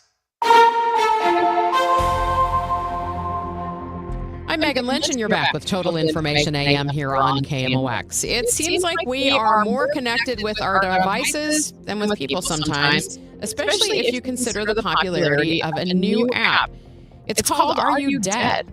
Julie Smith, public speaker, author, and Webster University media instructor in studio with me now. Good morning, Julie. Hi. What is the concept behind this app? Okay, the name of the app, I think, is so odd. They could have named it, "Are you okay?" or something. Are you alive? Yeah, something a little less dramatic than "Are you dead?" But the reason behind it, by the year 2030, there's going to be 200 million one-person households in China. And, like you mentioned, although we're really connected, there's a loneliness epidemic, right? So the point behind this app is that you are supposed to check in every 2 days. And if you don't check in, the app will notify your emergency contact person. When I first saw this, I thought, okay, I can see this maybe for widowers, people, that have lost someone. But really, this has gained traction among very young people. Very young people. In fact, it's the most downloaded paid app in China, which is amazing to me. So there's some issues with it, right? Like some people are referring to it as a digital tether. It's like a way for people to keep track of each other. But why do you need an app for that? Can't you just text somebody? Put a reminder on your phone to text someone. So what do you think this says? That we are we more connected with our devices than with other people right now? I believe so. I mean, I think that we're overly dependent on technology because it's so easy. If you don't feel like actually talking, you can just press a button to let the world know that you're not dead. But I think it brings loneliness to the forefront of the conversation, which I think is worth talking about. But at the same time, it's other apps don't alert you if you don't post for a few days, right? And this is different because apparently a lot of young people in China are worried that they're going to die alone and no one will find them for days. I mean, and that is a really interesting fear because I don't remember other generations ever worrying about that, even though there's significant numbers of people who have lived alone. And even like in the time of landlines, we didn't have all this technology. It kind of reminds me a little bit of, what are those necklaces that senior citizens wear that have the buttons on them? Yeah, if you fall alerts, I can't think what they're called. Right. But it kind of reminds me of that a little bit. It's just to remind people that you're alive. It's so odd and interesting all at the same time. And I don't know how we reverse this in our connected age. I mean, because you wonder for these individuals, well, are they on social media every day, as a lot of people typically are, so that people would know that they're out there and doing something? And I think it also indicates that we don't really know our neighbors like we used to. Mm-hmm. Some sociologists say that that's because of air conditioning, that we don't hang out outside as often as we used to, although we wouldn't need it today. But I think that there is something behind that we can feel, quote unquote, connected inside our home alone, even though interpersonally we're really not. In other ways, could something like this be well-intentioned and a benefit? I mean, on the flip side, is this in some ways a creative use of the technology we have? Oh, I think that's one way to look at it. But I would worry, as a mom of boys, I would worry about false alarms, like if they just forget. Right? If you just forget, or if there's a tech glitch and you don't get that text or that notification from the app every 2 days, what happens then? I think it would make a lot of people anxious as well. Is there a financial incentive on this app for engagement by people to be checking in every 2 days? No, but you have to pay to have the app. Okay. And it's the number one paid app in China right now that's being downloaded. What do we know about, for example, people's anxiety? What kind of media studies are out there about people's anxiety when they are having to check alerts and respond to things continually on their phones? Oh, it's constant and exhausting. And I think that's one thing that we don't give the younger generation credit for. If we had a bad day at school, we could go home, right?